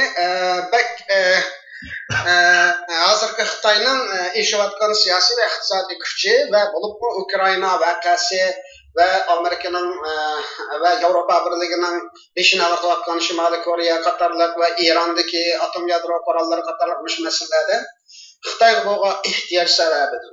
Uni hozir Ukraina krizisidan keyin Rossiya bilan Xitoyning bo'lib Shanxayda 30 yıllık tabii gaz to'xtamnomasi ve dünya siyasetlerini belgileydigan halkılık sahalarda işbirligi degandek bazı narsalar Amerika ve Avrupaga nisbatan biraz ularga yaqinlashish yoki ularni bek ranjitib qo'ymaslikdek bir pozitsiyaga ishtirayotganligi aniq. Shunlashqa bu yerda berilgan bahonami biraz siyosiy va diplomatiyalik qisqa muddatlik manfaatni ko'zda tutganligini men ko'rib olaman. Endi Uyg'urlar nima uchun bu yo'lga nima qilyapti, ya'ni chiqyapti? Bu bir so'rashga tegishli savol. Bu o'zligidan paydo bo'lmadi. Hozir Xitoyda bir asos qonun bor. Xitoyning bir asos qonuni bor. Xitoyda bir jinoiy ishlar qonuni bor. Xitoy bo'yicha bir jinoiy ishlar qonuni bor. Yoki Xitoyning asos qonunida belgilangan huquqlar. Yoki Xitoyning jinoiy ishlar qonunida belgilangan jinoyat va jazo belgilamalari Uyg'urlar ushlamayapti. Yani ishkirda ilhom to'xti ishkirdi degan gaplar uchun jinoyatchi emas. Ishkirdi degan gaplar uchun bizning vatanda jinoyatchi. Yani ilhom to'xtidan nechasi gapni da'vatgan Wang Lishongwa, Baoqungwa, Uwa, Buwa shunchalar ko'p Xitoylar bor. Ilhom to'xtidan nechasi yig'ir gaplarni da'vat qildi. Ular hech qanday jinoyatchi kategoriyasiga kirmaydi. Hatto Xitoyning ba'zi universitetlaridan va yerdan siyosiy organlardan chet tillarga leksiya so'zligiga kelgan Xitoylarning degan gaplarimi favqulodda. Daha 2 hafta burun Shangangda, Hong Kongda bir yig'in bo'ldi. Tashqi bir davlatni o'rlashtirish bilan. Mana shu Ilhom To'xtining advokati nurg'un odamlar keldi. U yerda muzokara qilingan temalarni nayt Xitoyda mumkin emas. O'lim jazosi talab qiladigan ba'zi temalar. Shu Xitoylar yana o'zining vataniga qaytib ketdi. Yani oddiysi 89 yılı 6. ayının 4. günü Tiananmen vakası yüz verdi. Tiananmen vakası katlaşkan barlıq Xitaylarını, mesela Wangdan olsun, Kanada'da Şenshuya olsun, hazır Xitay Demokratlar Birliği'ne başladı. Şuların ota-analары Oltay çetelde, Oltay Beijing'de turdu. Ular halıgança Hong Kong'larga üyebiyelik verip kildi. Uruk tuqqanlar hemiz kildi. Bir örkeş devletini alaylı mesela. Uyghur bopqağın için, gerçi okşaş işini kıysımı, ota-anasını görüştüm məhrum. Yani Xitoyning hech bir yoki milliy siyosati, yoki diniy siyosati, yoki jinoiy ishlar qonunida belgilangan jinoyat va jazo belgilamalari va yo asos qonunida belgilangan Xitoyning parlament tomonidan tasdiqlangan ve devletinin asas kanununda fuqarolarning haq huquqi, milliy territoriyalik avtonomiya rayonining haq huquqi deb o'zi qabul qilgan va kapolat ostiga ilingan hech bir huquq Uyg'urlarga ishlamayapti. Uni oz deb bugun Uyg'urlar o'zining yurtida shu yerda asrlardan bir yashagan Uyg'urlar 2 yil burun chiqqan Manqi Xitoylar tomonidan ko'chirlar tekshirildi. Sakal qo'ydingmi, burut qo'ydingmi, yog'liq chekdingmi, ro'z tutdingmi, umi, bumi.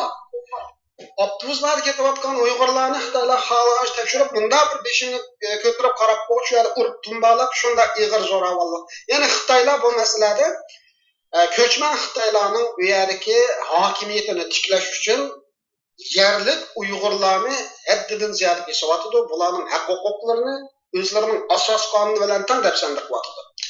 Shunday sharoitda Uyg'urlardan ba'zilari Beijingga bordi, ko'raklarning ostida yotdi, ularning arzlarini anglaydigan hech qanday o'rin bo'lmadi, yerlari tortib olindi, uy makonlari chiqildi, hayotlik manbalari quritildi, ish imkonlari, suv manbalari degandek butun Sharqiy Turkistondagi her jihatdan Uyg'urlar bunga siqishtirildi.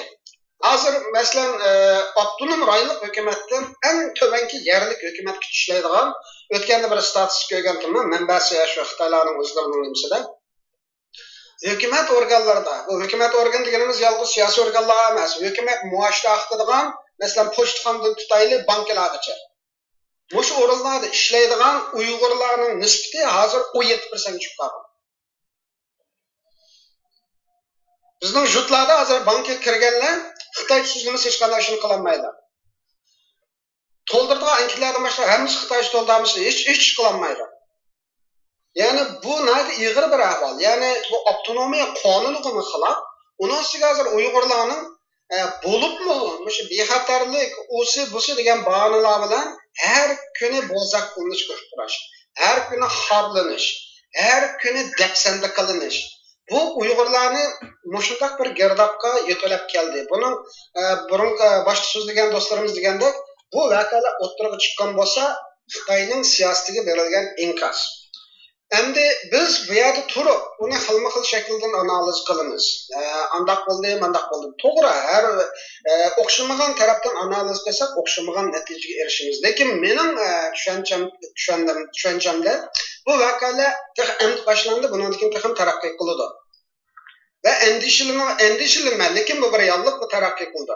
Ya'ni hozir bo'layotgan voqealar Xitoyning eng ig'ir qattiq bostirish, eng ig'ir askariy va bexatarlik tadbirlar ilingan, mushundaq sharoit yuz beryapti.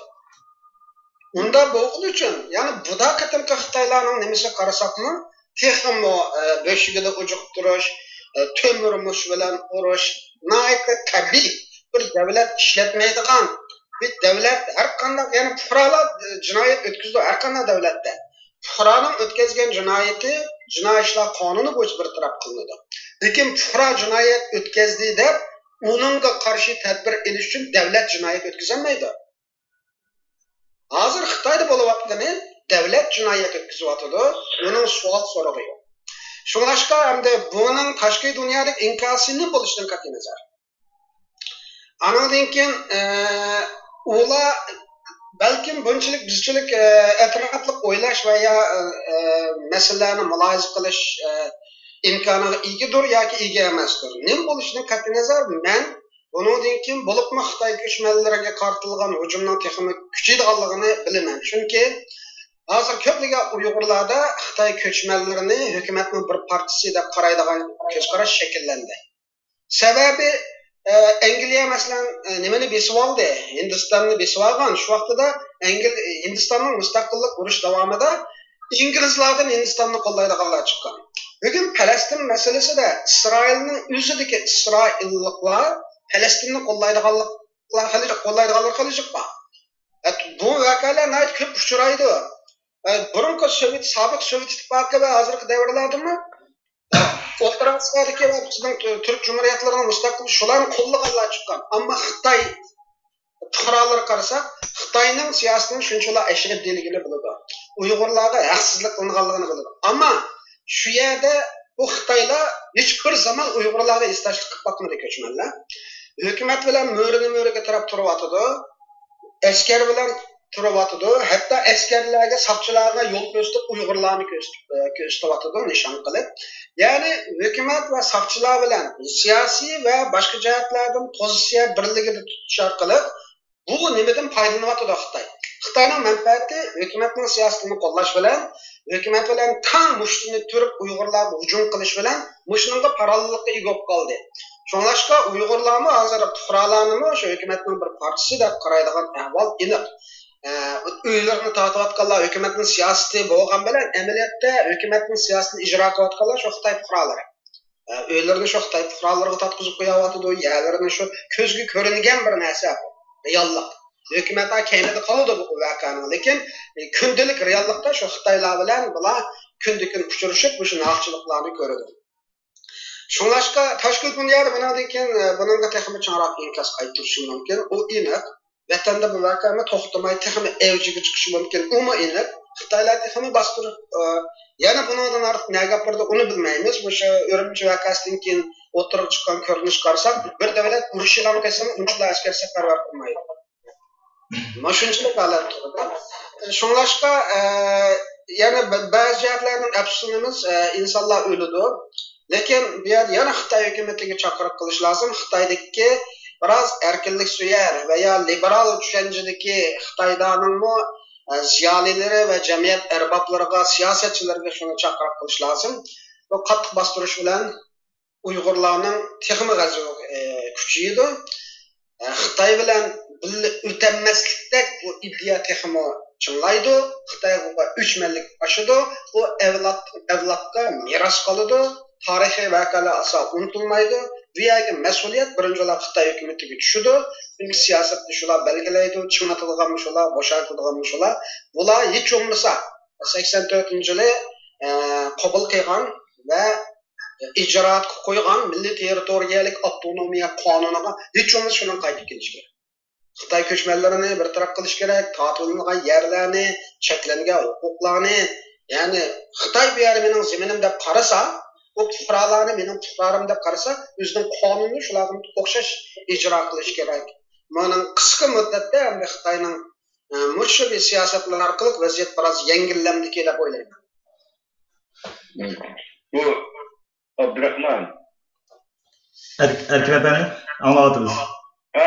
Abdurrahman ben bir Mehmet Doktor'dan erkinci bir sual sorsam da şimdi bugün bu Ürümçideki vakanı söyleşiyordunuz ya 22. May günü yüz bergen bu iki tane maşini bilen gelip bu Sayvar rayonundaki bu Halk Balıkçısı'na yerindeki Kuça'da ki bu şey bazırı, bir yerdeki tarla bazırıga hücum kılgan vaka iki timimiz.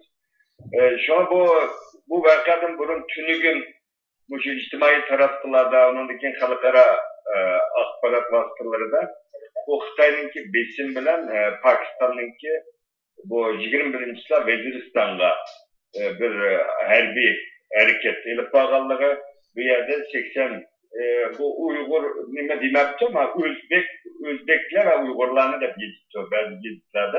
Ben Urduç gezitlerini okutturdum bir şeye telefon kılıp o yerdeki haberdim mi, ilerledim, doğru malumat ilerleydi.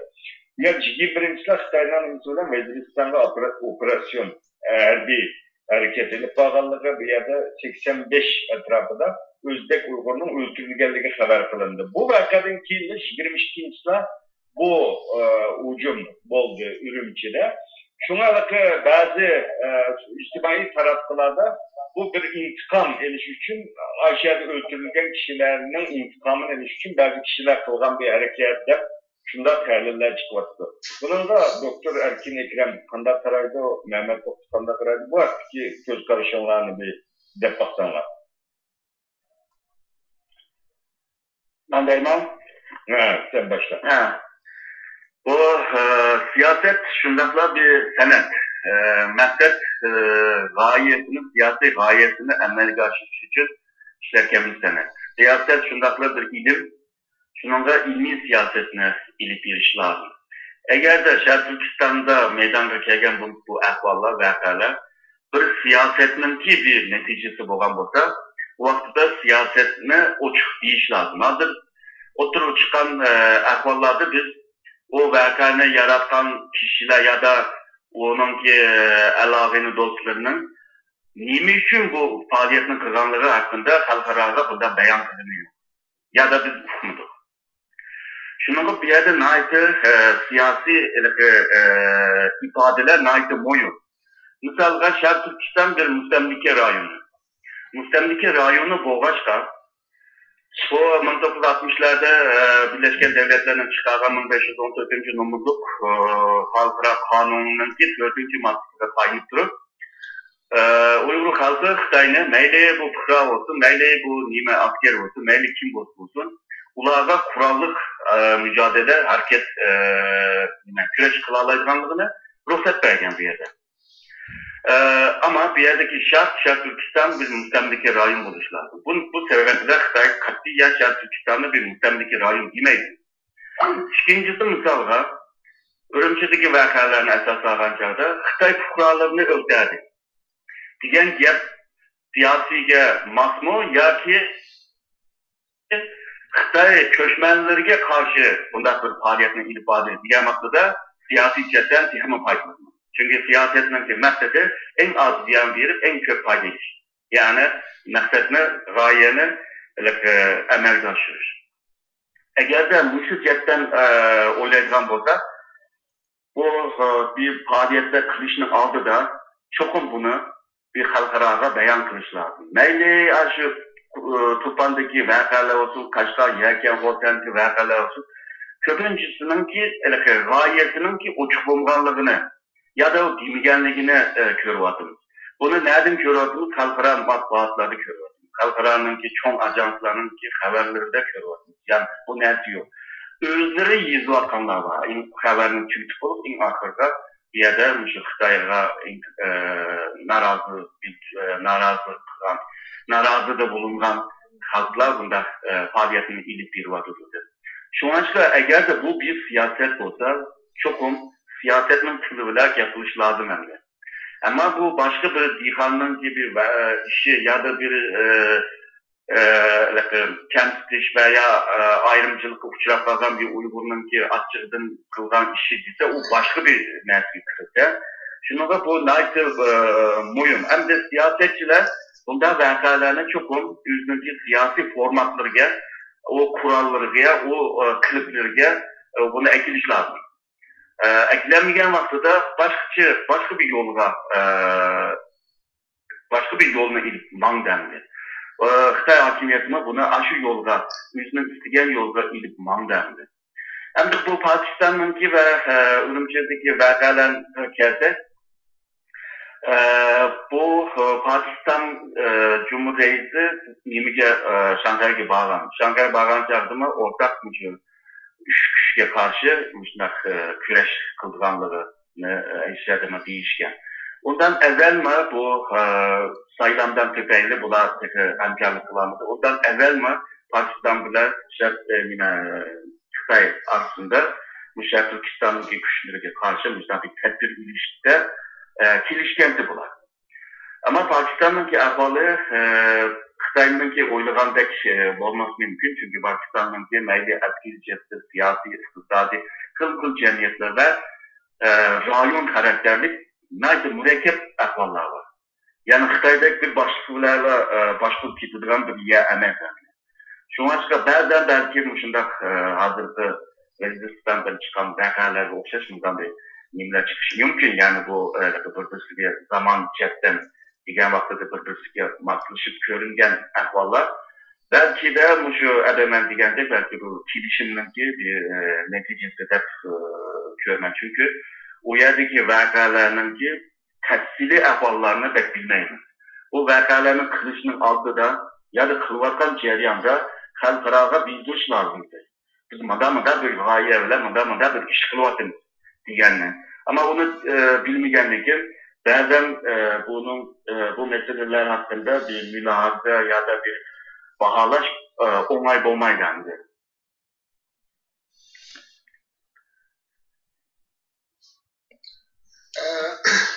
Ben hem de şu Vaziristan bilen vatanda bo'lgan voqelik. Darvaqa tarixiy va yuz berish chislasi bir-biriga yaqin. Men bu masalaga o'tganda bir so'rovlarda biroz muzokara bo'lgan. Men bu vatanda yuz bergan bu voqealarning haqiqatan shu Sharqiy Turkiston Islom Partiyasining Turkiston Islom Partiyasi veya Sharqiy Turkiston Islom harakati deb atalgan bu tashkilotlar bilan qanchalik munosabati bordi degan masalaga haqiqatan javob berishga qiynalaman.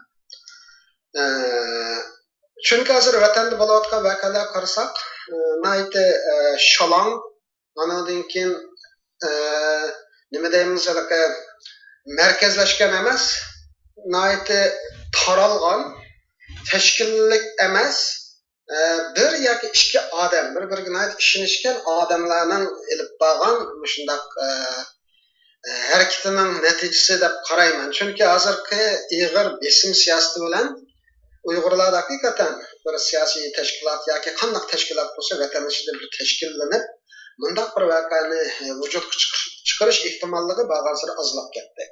Chunki tashkilotlar qurilib bo'lg'ich pashop qilib, ishni qilay deb planlab bo'lg'ich bular turmak kirib yoki o'lim jazosiga uchrab deganda, nayt ochiq tajribalar jiq bo'lgan bo'lg'achqa, hozirgi sharoitda endi bu qarindoshlarimiz bunda ish qilinmay pash bo'lib vayron bo'lg'icha o'zlari ishongan bir ikki odam yo 2-3 odam bilan tarqoq holatda kuchining berishicha o'zlari tayyorlik qilib o'zlarining bor imkonlari bilan shuna harakatlarni barliq keltirayotganligini ko'rib olamiz. Bu bir reallik. Mundaqkan bularning qo'llanayotgan vositalar qarasakmi, oila ichidagi oddiy vositalar, pichoq yoki oddiy portlatish nimalari degandek, undaq texnikalar yoki askariy jihatdan to'xtamani bir askariy elementi yoki omilimi bor ekan degandek bir askariy ta'lim tarbiyadan o'tgan undaq bir ko'rinish yo'q o'tirdi.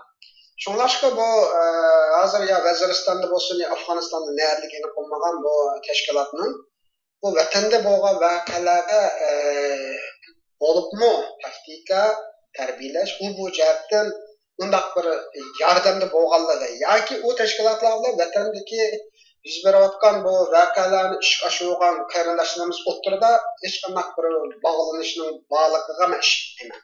Bu mening ko'z qarashim. Ikkinchidan, bu Toshkentdagi bu Vaziriston bo'lsin, bu insonlarning aqlida mayron yiqilgan. Chunki o'zlari qanday bo'lsa vatandagi bir qism kishilar ya Xitoy yoki chet ellik bir qism kishilar shunday bir qurolli kuchimiz bor deb bu insonlarni tilga ilishidi. Lekin bu insonlarni ishi qarasak, e'tibor berish, tashviqotdan boshqa narsa yo'q. Ya'ni siyosatchiliklar, siyosiy tashviqot. Halbuki vatandagi bir qism insonlar va chet eldagi bu tashkilotning bog'liqligiga ishongan insonlar bularning siyosiy tashviqot emas, boshqacha bir narsa kutadi. Ulardan unda boshqacha bir narsani biz ko'mayapmiz. Yoki bo'lmaydi, bularda ig'ir bir taktik xatosi bor deb qarayman. Agar shunday bir tashkilot mavjud bo'lsa, bunday siyosiy bayonot berishni o'rniga biroz mundaq avvallarda bunday tashkilot o'zini yoshirishni yaxshi ko'radi. Tayyorlikni puxta qilib, imkon bor o'tirib chiqilgan mezgil o'tganligicha imkon bor siyosatdan, tashviqotdan, axborotdan uzoq tutib, pinhon yurishni yaxshi ko'rdi. Bu insonlar qarasak, ishkilib bir bayonotdan boshqa narsa yo'q. O'zlarini meni ko'manmayadi bor degandekla ko'zimizga tiqib turgan, ham Xitoyga sig'iz olgan, tashqi dunyodagi Uyg'ur voqeasini boshqa bir ko'zlik bilan analiz qilishni xohlagan insonlarni choynaydiganga sig'iz tayyorlab bergan. Bu jihatdan bu insonlarning nazar doirasining nihoyatda tor, bu vatandagi ishlarni bir yo'nalishga boshlagandek, unda bir chominingmi bor yo'qligini men gumon bilan qarayman rasman. Hamda bu Vaziristonda bo'lgan bu bostirish yoki Pokiston tarafidan e'lon qilgan biz manchilik insonni o'ldirdi degan bayonotlarni men ko'rdim. Bu hamda Pokiston bilan Xitoy o'rtasida ezelden bu xil paranglar bo'lib turdi. Xitoy faqat Pokistonga qaqshab turdi. Yakında vatanda ba'zi voqealar yuz bergandan keyin Xitoyning taratqullari va rasmiy ig'izlarida bu voqea yuz bergan voqeani chet el tashkilotlari ETM yoki Sharqiy Turkiston Islom harakati deganga bog'lab chet elga shunday bozor sog'in uchun buni adresi Pokistonda.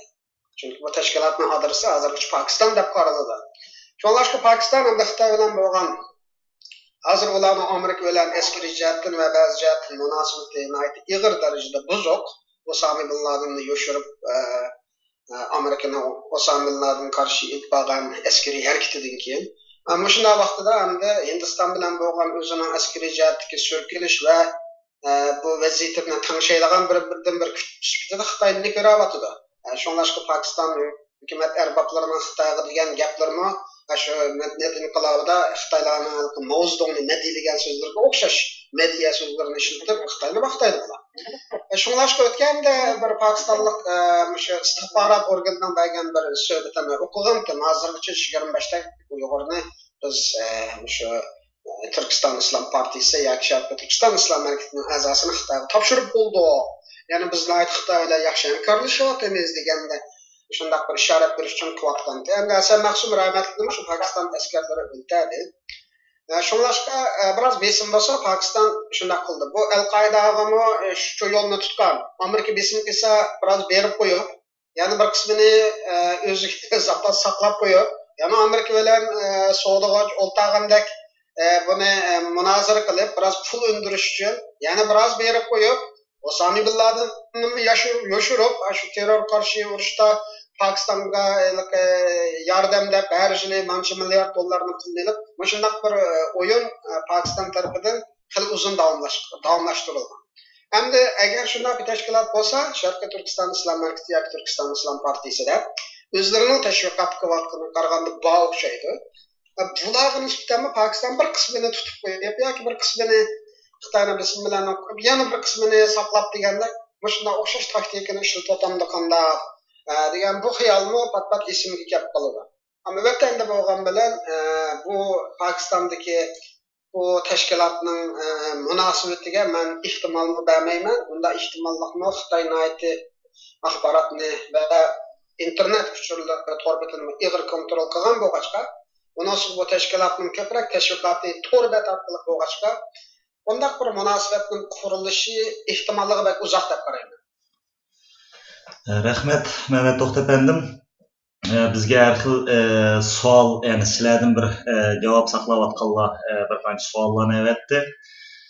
Aralıqda bir 5 minut bir naqshidan birini qo'yib, Kurashkizan akamizning naqshlaridan shu deptim deb, ya'ni Uyg'urga faqat Uyg'ur yig'laydi, diplomatiya ma'nosiga do'stlik, manfaatlar ustiga qurilgan deb buni Erkin Akram efendimning bir qancha leksiyasida anglagandim. Hürmetli radyo anlıqçılar, söhbetimiz bu şekilde yine devam kılıdı. Bizge yine sual Mehmet To'xtapandimdan, Erkin Akram efendimdan, Erkin Abad efendimdan so'rashga tegishlik o'zingiz bir javob kutgan bo'lsangiz, uyg'urradio.com adresiga kirsangiz, u yerda email adresimiz va yoki Facebook, Twitter, Skype adreslarimiz mavjud. Bu yerdan bizga yozsanglar bo'ldi. Tövəndə Kurashkizan efendim naqshlaridan yana bir naqsha anlatib o'taylik.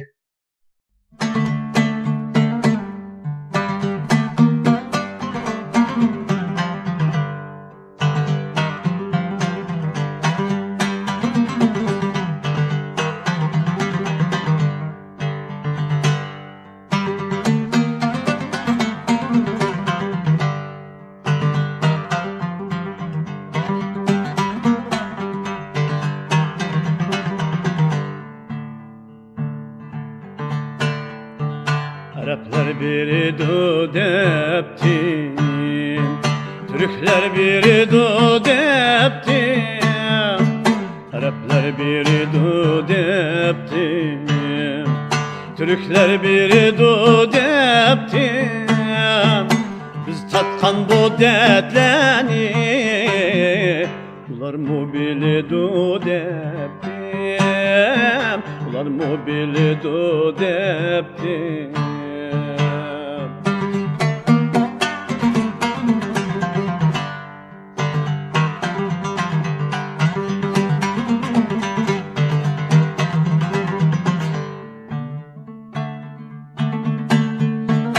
Kazak bilidu deptim,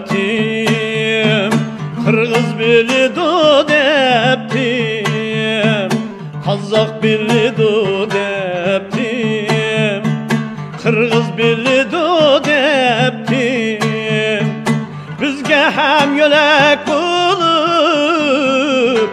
özbek kilidu depti.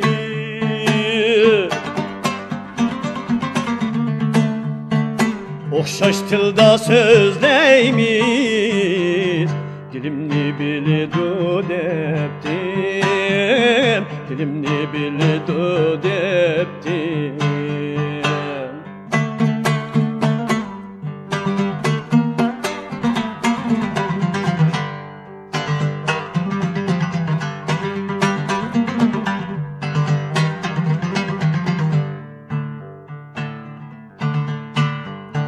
Müslüman kilidu deptim, Türkler kilidu deptim.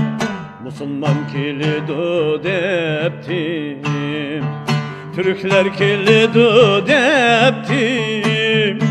Müslüman dep, Türkmen dep, Xitaydan min kaçat yeptim, Xitaydan min kaçat yeptim.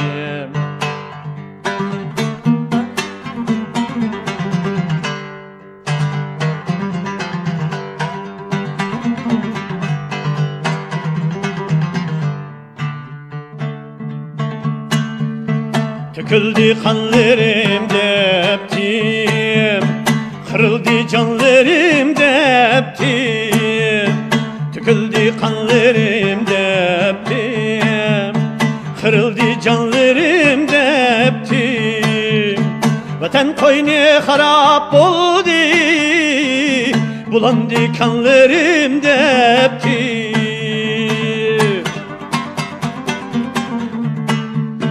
Kulak salmaydı hiç insan, tamamından soğup kettim, tamamından soğup kettim. Kulak salmaydı hiç insan, tamamından soğup kettim, tamamından soğup kettim, tamamından soğup kettim.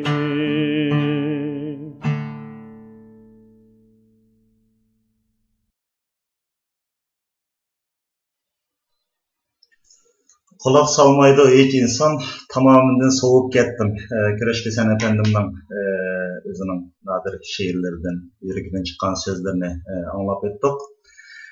Hürmetli radyo anlayıcılar, chet elden meyli davanın içi bolaylı, meyli sırtı bolaylı, hemmimizden bir köngli, yani bu şu vatanımızdan içi de, hemmeylerinin uru tutkını terimlaştığımız uyada, bu yeplerini kayıt tekrarlaştığının hiçbir zaman aslında ornu yok.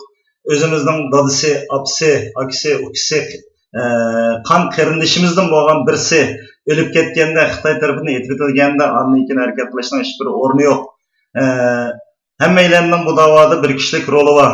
Hazır radyoda söktüğümüz ketlavatkan Erkin Ekrem Efendim, keteldeki birden bir stratejiye bilen çoğunlavatkan Türkiye devleti için birlikte hemkarlaşıp işlevatkan ve Uygur davası özlükünün katlaşıp koldan kelgen, aklıga kelgen fikirlerini bir vatkan şahslarımızdan birisi Mehmet Toxta Efendim mi?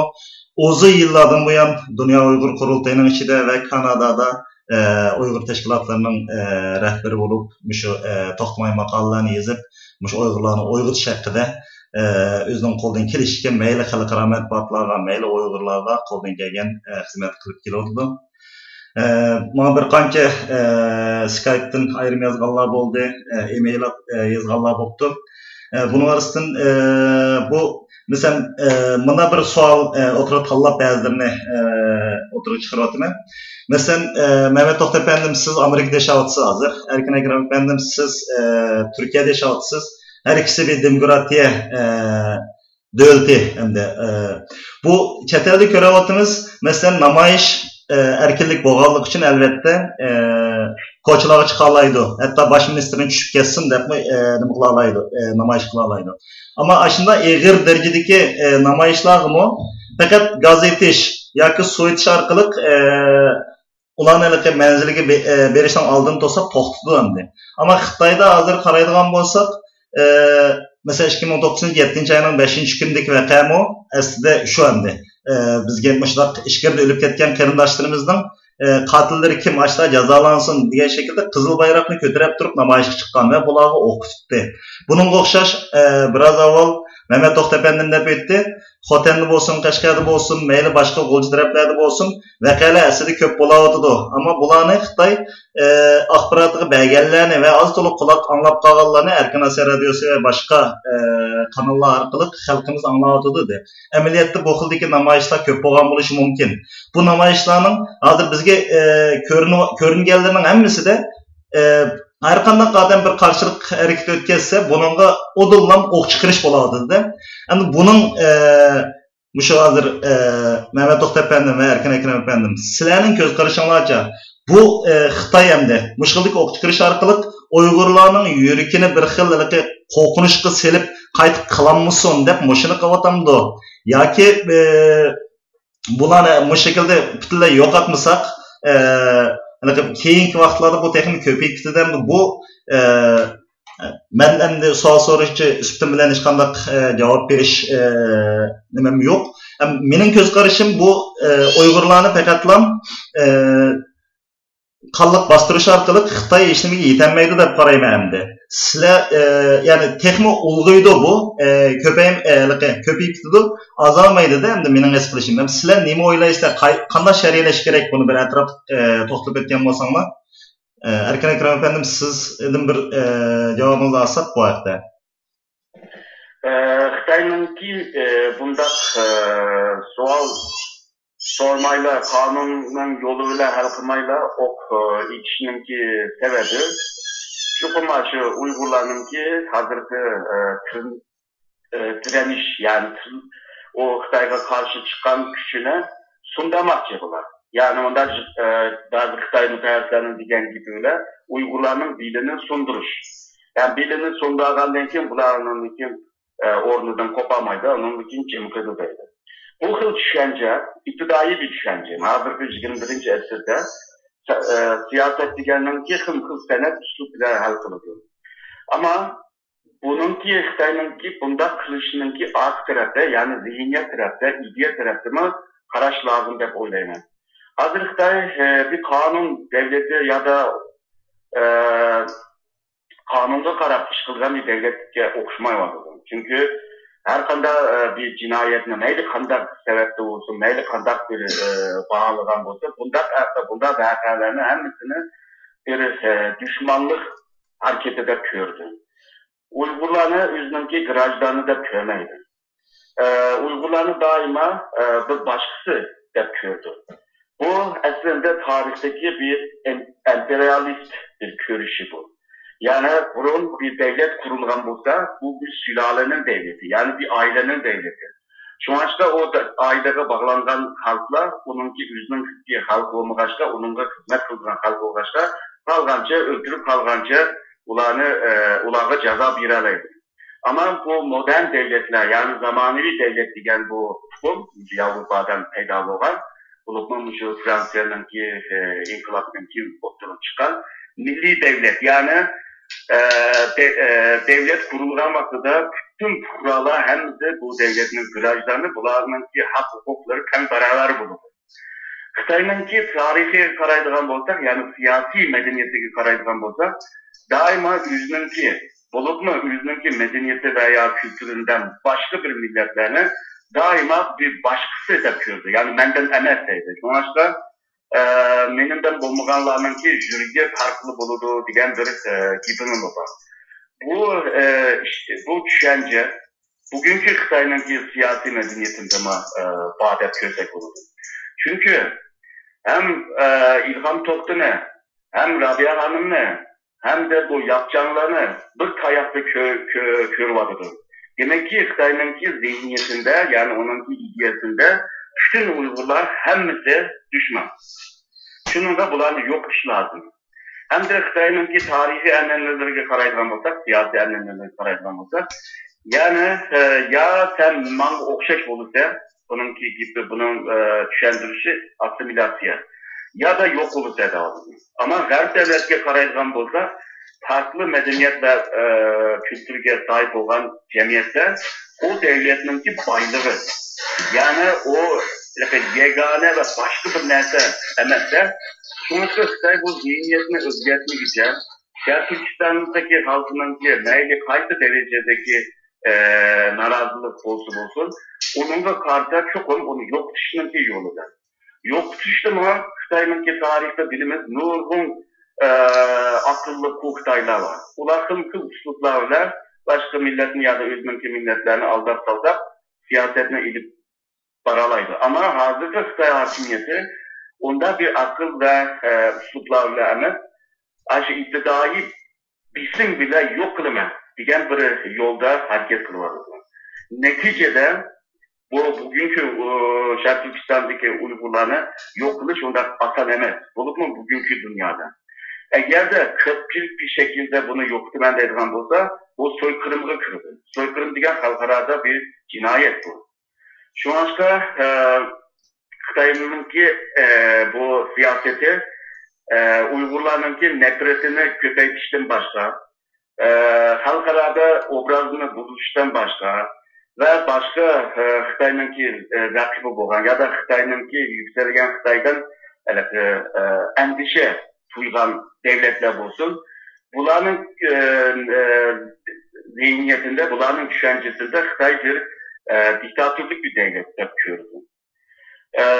Ondan başka misalga eğer de şu bizim siyasete işte yargan olsa 1884'ten beri, 130 yıldan beri Şarkı Türkistan'da daima bunda ahvallar oldu. Yani narazılığını bildirişi için hım usluplarını işletti.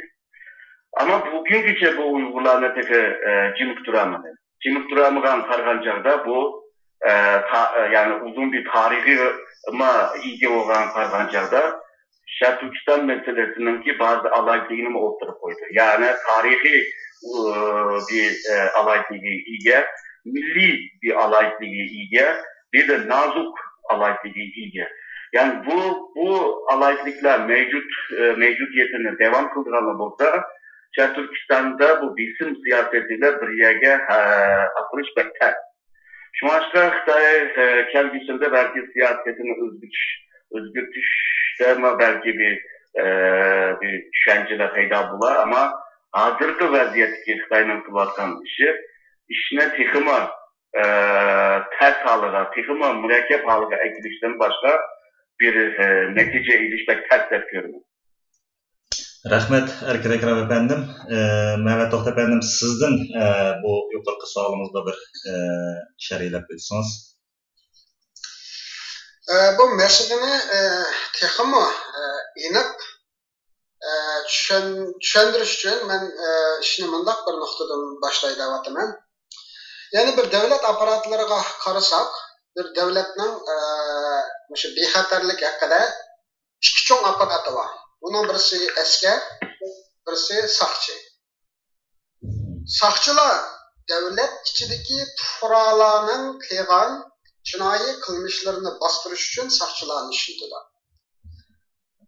Bir devlet askarni qachon ishlatadi deganda tashqi dunyodan bir nima bo'lganda, hujum bo'lganda, ya'ni dushman kuch kirganda, ya'ni tashqaridan kelgan kuchni bular dushman deb qaraydi. Düşmanga qarta askarni ishlatadi.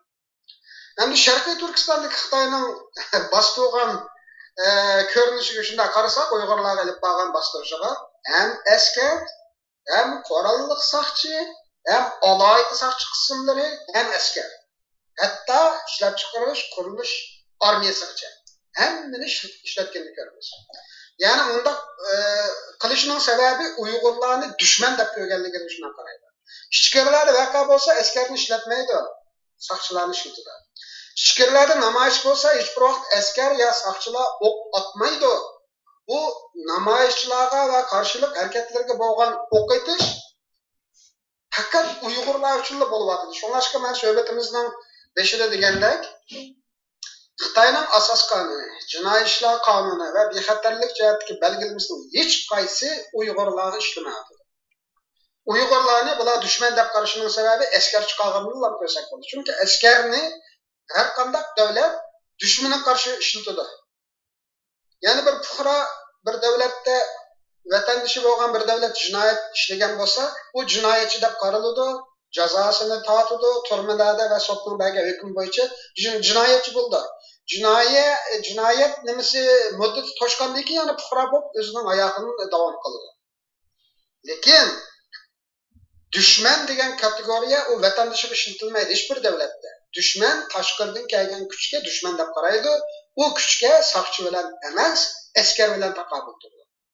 Yani Sharqiy Turkistonga Xitoyning ishlatgan askariy kuchini bo'libmi o'sha voqea yuz bergandan keyin ko'chalarga to'ldirayotgan askarlar 7-ayning 5-kundagi voqeadan keyin 130 ming Xitoy askarini yetkazib kelganligi hammasi urush holatini veya düşmanga qarshi to'p-yakun safarbar bo'lganlik holatini ko'rsatdi. Bu demakki Xitoy davlatining nazarida Uyg'urlarni o'zining fuqarosi emas, dushmani deb qaraganlikning bir ifodasi. Bu bir. Nima deb Xitoylar Uyg'urlarga yoki namoyishchilarga qarshilik ko'rsatganlarga o'q chiqardi. Bu biraz umumlashib ketgan bir bayon bo'ldi. Chunki Xitoylar o'zining fuqarolari ichkirlab namoyish qildi, har xil portlatish voqealari bo'ldi. Ularni hech bir vaqt terrorizm demaydi. Hatta o'tganlarda Yunnandami bir yerda birisining uyini tatib olib, shu yizi bo'yicha namoyish qildi. Xitoy Kompartiyasining sekretarlari shu yiziga berib afv so'rab siyosatini o'zgartdi. O'q chiqarish emas, hukumat odamlari kelib, partiyaning odamlari shu xalq bilan suhbatlashib, bularni dardini angladi. Lekin Uyg'urlarga nisbatan bu bunday bo'lmaydi. Ya'ni o'xshash texma aniq bir selishtirma bo'lsin uchun 7-ayning 5-kuni Uyg'urlar teptich qo'lida hech narsa yo'q, namoyish qildi, bular o'q chiqarildi. Ondan bir qancha kun keyin Xitoylar qo'llarida to'qmoq, kaltak, to'mi, hamma narsa namoyish qildi, bularni hukumat qo'g'didi. Hatto Wang Yuchonning ularga xitoban degan gapi bor. Ya da to'ngboqman deydi. Qarindoshlar, sizlar ko'chaga chiqmasanglar bo'ladi, biz ularning adabini biz beryapmiz. Sizlar munchalar qilib ketmasanglar bo'ladi degandek. Amaliyotda jinoyatchi Xitoy fuqarosimi? Chunki qo'llariga kaltak, to'qmoq, to'malanib Uyg'urni o'ltirman deb ko'chaga chiqdi. Hatto o'ltirdi. Bu sonini e'lon qilmagan bilan uni Xitoy to'ngboqman deydi, ya'ni qarindoshlar deydi. Qandoshlar deydi. Uyg'urlarga 3 xil kuch. Bular shu to'mir mushlar ujuqtiradigan dushman. 2 xil muomalani shunday ko'rib olsak bo'ldi. Ya'ni Xitoy hech bir vaqt Uyg'urlarni hattoki eng yuqori darajada o'zlari tarbiyalab ishlagan yaloqchilargacha uni o'zining fuqarosi emas, ishlatadigan bir tovar yoki mol yoki bo'lmasa dushman 3 xil kategoriyada ko'rib kelgani uchun Uyg'urlarning mayli tinchlikparvar yoki siyosiy shaklda va Xitoyning qonuniy belgilarimiz bo'yicha Uyg'urning dardini anglatgan Ilhom To'xti va boshqalardek hammasi bir kategoriyada bostirishga tegishli, ujuqtirishga tegishli bir millat. Buning yana birisi Akram do'stimiz degandek tarixiy oqiq ko'rinishim bor. Ya'ni an'anaviy Xitoy davlati Changjiang ya'ni Uzun daryo bilan Seriq daryo, Xuanxe o'rtasidagi shu tuzlanlik an'anaviy Xitoy davlati. Uni Shimoliy Manjuriya qatorliqlar, Koreya qatorliqlar bu boshqa bir nima. Uning janubidagi hozir Xitoyda 56 millat degan bir qancha millat ko'proq shu yerga 20-30 millat shu yerga o'rnashgan, Guangxi, Yunnan degandek joylarda. Bular Xitoyning territoriyasi emas aslida. Ya'ni Xitoylar 2000 yildan buyon o'sha Han sulolasi davridan hozirgacha bu ikki daryo biltisiga siqishib qolgan Xitoy davlatini kengaytib, hozirgacha musharrish ekilishning sababi boshqalarni bo'ysundirish orqali. Bularning tilini yo'qotish, dinini yo'qotish, milliy urf-odat, milliy kimligi, madaniyati hammasini vayron qilib, Xitoy oilasi qo'sh orqali mashina ko'paydi. Endi Xitoyning shu yaqinki 50-60 yillik yaqinki taraqqiyotida bu Xitoyning bu cho'ng planiga, hamda kengaymichilik planiga shimolda Mongoliya qo'shildi. G'arbdan biz Sharqiy Turkiston dahil bo'lgan bo'ldik, askariy ishg'ol bilan va Tibet dahil bo'lgan bo'ldi. Endi bu 3 millat Xitoyning degan 56 millat degan boshqa Yizu, Miaozu, Tuzu degandek bu millatlarga o'xshamaydi. Bu Uyg'ur, Mongol, Tibet qatorli davlatlar tarixda davlat bo'lgan. Hatto Xitoyni tavratgan uzundan buyon, uzun 2000 yillik tarixda Xitoy bilan tinchlikdami turgan, urushdami turgan, Xitoyning tarixining şekillenishiga cho'ng ta'sir ko'rsatgan millatlar. Bugun Xitoyning Saddichin degan sepullarning sadishiga Uyg'urlarni otib o'ldirsa sababchi bo'lgan, chunki mudofaa qilish uchun saqlab. Xitoyning O'rta Osiyo kengaymichiligining ish qo'shmasligining eng muhim to'solg'isi Uyg'urlardir. Tang sulolasida, Han sulolasi bir qancha yil u rayonlar o'tgan bilan chekinishga majbur bo'lgan.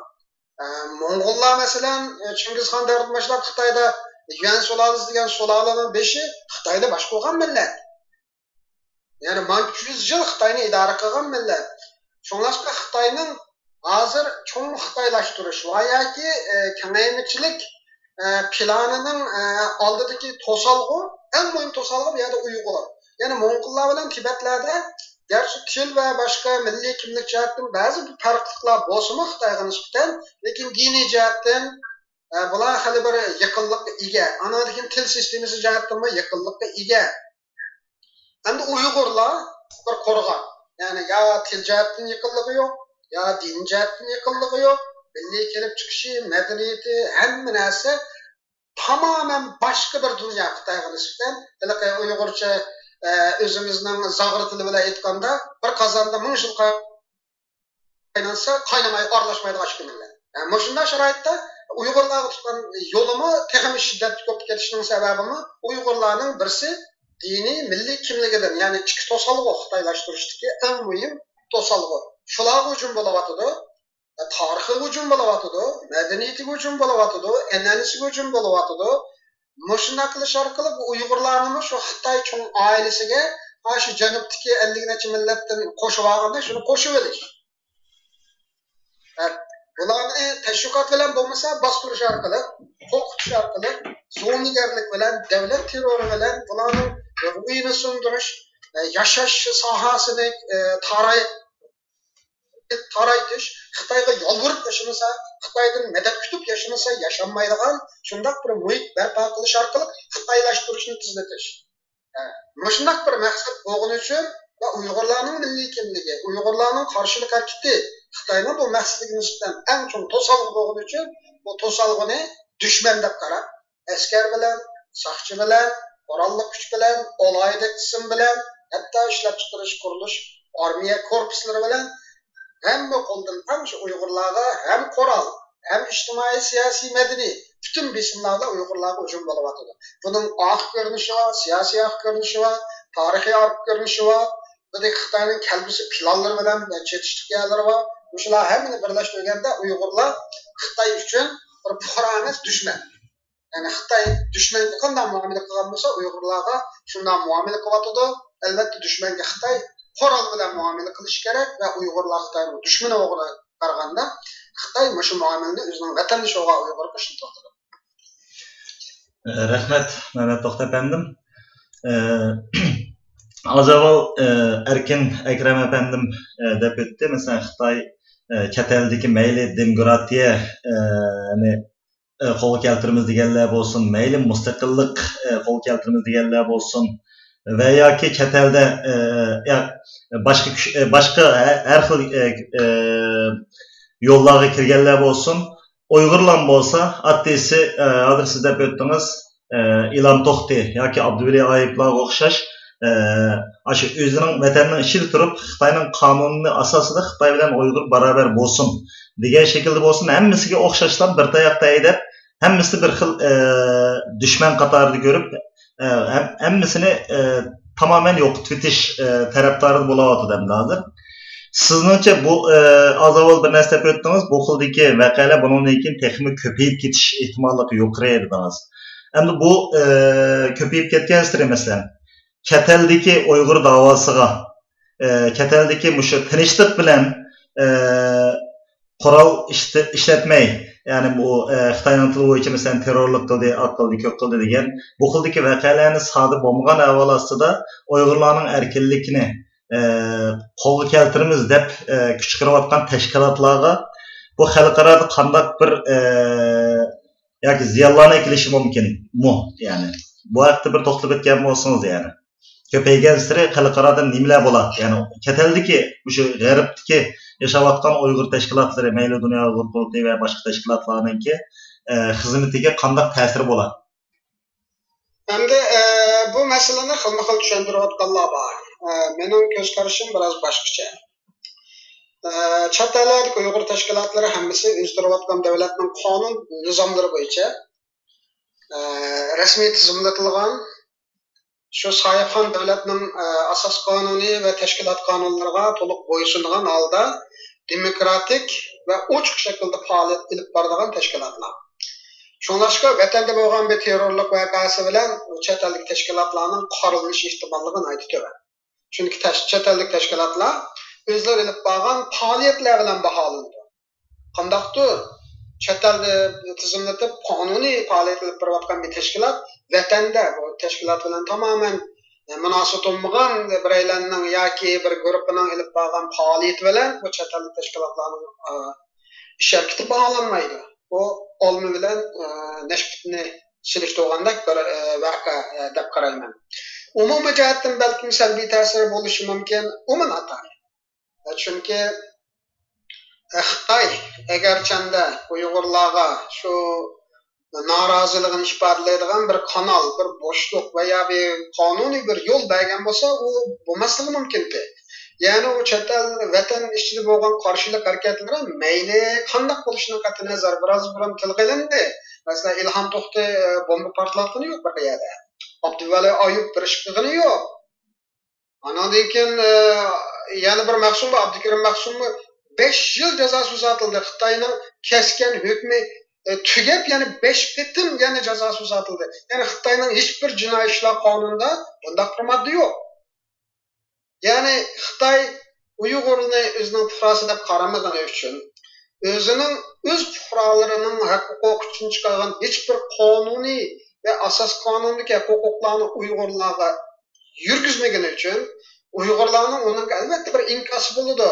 Bu inkos yoki olib qarash bilan bo'ladi, yoki bu g'azabini, ochchig'ini, nafratini ichiga silish orqali bo'ladi. Bir kun kelganda bu portlaydi. Bu ijtimoiy voqealarni xuddi bir balonga o'xshaydi, havo to'piga. U yelni uraversan, u yel bir yerdan chiqmasa portlaydi u. Yelni chiqish nuqtasi dal Uyg'urlarning besimini yengillatadigan bir chiqish nuqtasi. Xitoy bu chiqish nuqtasini bermay, yelni uraveraman qattiq desa, u portlaydi. Har qanday jamiyat shunday bo'lgan. Bu dunyodagi har qanday bir millat bugun Uyg'urlarning beshidan o'tgan bu kunni beshidan o'tkazsa, Uyg'urlardan texnik qattiqroq inkos qaytardi. U 100%. Shu sababdan bu yerda bu masalani aniq deyish lozim. Ya'ni Ilhom To'xtining bir faoliyat sohasi yoki Ilhom To'xti o'tirib qo'ygan Xitoyning shu qonuni bo'yicha, Xitoyning o'zlari chiqargan asos qonundagi belgilari bo'yicha bunayki atrofliq emgak qilib tadqiqot ilib turib sungan Xitoy hukumatiga sungan taklif loyihalari hech birisi Xitoy hukumati tomonidan qabul qilinmadi. Xitoy hukumati hozir bunayki qattiq yo'l siyosat tutishni targ'ib qilgan va shu bo'yicha siyosat ilib berayotganlar hokimiyat beshida tug'iniga mandaq aytganda 30 yilda ko'p qoldi. Ya'ni 3 hokimiyat, ya'ni 3 shaxs almashdi deyishga bo'ldi. Qo'yobangdan keyin, ya'ni Joziyani hisoblanmaganda. Birisi Jiang Zemin, ondan keyin Hu Jintao, mana Xi Jinping. Bu 3 Xitoy rahbarlarining hokimiyat tutgan mezgili Uyg'urlarning nayt tarixdan biri eng ig'ir haqoratga, eng ig'ir besimga va xorlanishga uchragan mezgili. Buni hozirgacha Xitoylar hech bir vaqt Uyg'urlarga bir nafaslanish yoki ichidagi ochchig'ini, dardini to'kilish fursati hech qanday fursat bergani yo'q.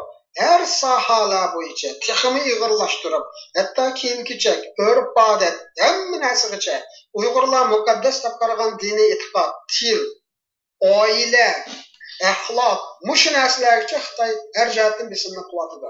Ya'ni mushunday bir jamiyatda bu bisimga nisbatan bir inkos bo'ldi. Bu inkosni agar Ilhom To'xtidek tech yo'l bilan inkos qilib ruxsat qilmasa, u holda insonlar bu ochchig'ini bir xil shaklda chiqirdi. Ba'zilari saronlik qilib qo'liga pichoq qiladi, ba'zilari beliga bomba tangadi, ba'zilari mashinalar orqali Xitoyning nishonlariga so'qidi. Shunlashqa boshda deyilganda bu agar Xitoy hukumati bu masalalarni ko'rishni xohlamasa, bunun hal buluş çaresi Ürümçi koçuları, Kaşgar, Aksu koçularındaki asker ve sakçıların sanını köpeytiş emas. Deyicanda çoğundan hayda tüzgen mahkum siyasetlerini uçuk aşkarı özgertiş ve asas kanunda Uygurların hukuklarını tekimi kengaytiş arkalık buludu. Şunlaşka vatanda bo'lgan qarshiliklar chet eldagi tashkilotlarning siyosiy faoliyatini texmi muhim qiladi deb qarayman. Chunki vatanda bo'layotgan bu qarshilik harakatlarda bo'lib shu o'ltirish xarakterlik, zo'ravon xarakterlik harakatlar yana birisi Uyg'urlardagi demokratik intilish, demokratik harakat sohasining muhimligini o'tirg'i chiqadi. Chunki zo'ravonlikning yana bir onunla karşı yolu demokratik ve teşvik bilan elib borgan faoliyat. Agar vatanda zo'ravonlik harakatlar kuchlangan bo'lsa, vaqtida demokratik harakatga bo'lgan talabni kuchlandi. Chunki zo'ravonlik harakatni pasaytirish uchun demokratik harakat uning ovozi jiqroq chiqishi kerak.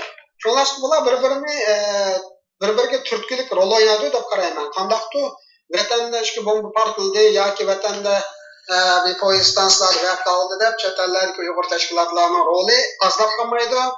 Bu bir qism tar ma'noda fikr qilgan do'stlarimizning voy bizning yuzimizga keldi yo chet eldagi Uyg'ur tashkilotlarining obro'yi andoq bo'ldi yo gap etmaydi. U mencha quruq gaplar ular. Chet ellarda bir demokratik huquq va ya qonun bilan boshqarilgan davlatda har bir vaqa yoki kishining nimasi o'ziga xos bo'ldi. Ya'ni falonchi oshni qildi deb sinema u Sovetga hech kim qo'yolmaydi, ham qo'ymaslik kerak. Unda bo'lmadi chunki hozirgacha. Shu vatan deb qolgan bir zo'ravonlik harakati uchun chet ellik tashkilotlar uningga javobgar bo'lolmaydi. Ya'ni jinoyat shaxsiy bo'ldi. Ya'ni jinoyatni kim ishlagan bo'lsa, Uyg'ur tutganda o'tni kim tutgan bo'lsa, shuning qo'li kuydi. Agar chet ellik Uyg'ur tashkilotlari hozirda demokratik va tinchlikparvar yo'lni tutgan, o'zi to'g'ridan sohibxon davlatning qonun tuzumlariga bo'ysunib, faoliyatini shu qonun tuzum yo'l qo'ygan doirada ilib borgan ham Uyg'ur xalqini his va tuyg'ulariga haqiqiy tarjimon bo'lib, shularning orzu istaklariga vakolatchi sifatida tashqi dunyoda shuningga ovoz bergan muddatcha chet ellik tashkilotlar o'zlarining faoliyatini ilib beraverdi. Vatandagi bu zo'ravonlik harakatlar bularning faoliyatini kuchlantirishga arzlashtirdi. Rahmat. Mehmet To'xta efendim. Hozir siz so'zlab o'tdingiz bu Jiang Zemin, Hu Jintao, Xi Jinping haqida. Mesela bu üçün arasında bir fark bormidi? Xi Jinping sizce hozirgi shu umumiy dunyo vaziyatiga biroz moslashgan holatda demokratiya yo'liga qarab ketyotidi deydigan yozilyotidi ba'zilarda. Buni qarashingiz to'g'ri deb qaramsiz? Bir qarash qaraydigan bo'lsak, dal aksicha bu texnik bostirayotgandek ko'rinish bormi? Siz bu Xi Jinping haqida masalan, bu qaysi xildagi yo'llar bilan menyotidi? Bu ishchining yashagan tarixiy sharoiti bir-biriga o'xshamaydi. Ya'ni Jiang Zeminning taxtga chiqishi bilan Xi Jinpingning taxtga chiqishi bir-biriga o'xshamaydi. Jiang Zeminning taxtga chiqishi shu tashqi dunyodagi Sovet blokining yoki sovuq urushining oxirlashishi vaqtiga to'g'ri keldi. Ya'ni sovuq urush deganimiz nurg'un yosh qarindoshlarimiz bilmasligi mumkin. Ikkinchi dunyo urushidan keyin kommunist va demokratik davlatlar o'rtasida bir blok shakllangan yoki ayrishma shakllangan. Bu ayrishma taraqqiy qilish orqali Amerika boshqa g'arb davlatlari o'zining maxsus mudofaa sistemasi va siyosiy hamkorlik, o'rtoqlik qurilmalarini qurib, Yevropa davlatlari, g'arb demokratik davlatlari bilan bir kamp yoki blok shakllantirgan. Uningga qarshi Sovet ittifoqimi kommunist ideologiya bayrog'ini ko'tarib, Sharqiy Yevropada va o'zining ta'sir doirasida Latin Amerikadagi Kuba, qatorliq Afrikadagi ba'zi davlatlardan foydalanib sotsialist blok shakllantirgan. Bu ikki blok o'rtasidagi kurash, ya'ni sovuq urush deb atalib, toki 1989-yili Berlin timi o'rilib, G'arbiy Germaniya yoki demokratik davlatlar blokiga tabi G'arbiy Germaniya bilan Sovet blokiga tava Sharqiy Germaniya o'rtasida qurilgan bu tam o'rilib, ichki Germaniya birlashib, demokratik Germaniyaga qo'shilishi bilan Sharqiy Germaniyaning bu so'q urush oxirlashdi deb shunday baho berildi. Şunun neticesinde Avrupa'da ve dünyada çok özgürlükler oldu. Çekoslovakiya deyimiz, olar Çek ve Slovakiya'da çıkıya ayrıldı. Sovet sistemisinden demokratik sisteme ötep hazır Avrupa Birliği'nin azası, Polşa, hatta Vengriya, hatta Yugoslaviya qatarlıq bu devletlerde hemisi de namayiş ve her xil siyasi faaliyetler arkalı, yani Sovet sosyalist sisteminin blokidan ayrılıp bula demokratik ve erkin bir g'arb sistemisiga o'tdi. Şu mezgilde Xitoyda 89 yılı atalmış bu yoki ko'p Xitoylar tarafidan tadbir qilinib demokratiya uchun muhim bir boshlang'ich nuqtasi deb qaralib kelgan 4 iyul voqeasi, ya'ni 89 yılı 6 ayning 4 kundagi Tiananmen voqeasi o'quvchilar harakatini bostirish bilan xotirlangan bu voqealar. Şu Xitoy tarixida muhim voqea deb qaraldi. Undan keyin şu vaqtlargacha bo'lgan, masalan, Xuyabang va Zhao Ziyan qatorliq Xitoyning rahbarlari biroz texmo ochiq ko'rishlik, ya'ni Sharqiy Turkiston va Tibetdan Xitoylar ayrilishi bo'lgandek, bu ya'ni biz yaxshi boshqarolmabdik, ularni avtonomiyani yaxshi ijro bo'lmabdi, avtonomiya siyosati ishga oshmabdi degandek ochiq oshkora shu gaplarni deydigan Xitoy rahbarlari edi ular. Ularning o'rniga Sovetlar parchalangandan keyin Xitoy tugun mening beshimga shunday kun keladigan bo'ldi deb qattiq qo'lroq Jiang Zeminni, Zhao Ziyanni nazorat ostida oldi, o'zining rahbarini Xuyabangni qaslab o'ldirib, uni o'rniga siyosiy o'yinlar bilan Jiang Zemin Shanxay shahri boshlig'idan Jiang Zeminni Kommunist partiyaning beshi va Xitoy davlatining raisi qilib tayinladi.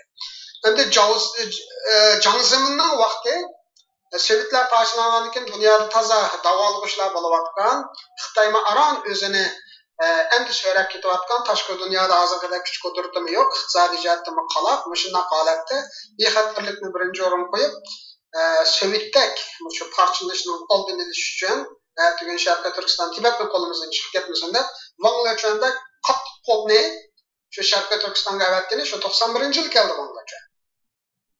Anadan keyin shu Shanxay 5ligi deb atalgan Shanxay hamkorlik tashkilotlarining qurilishi.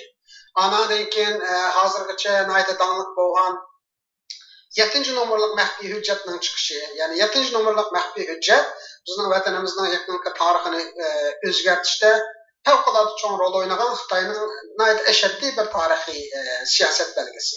Yani barliq vositalarni qo'llanib Sharqiy Turkiston davosini xalqaro olishning oldini olish kerak degan shu belgilama shu 7 nomerlik hujjat bilan Xitoyning milliy bexatarlik siyosatiga kirgan bir hukm bo'ldi.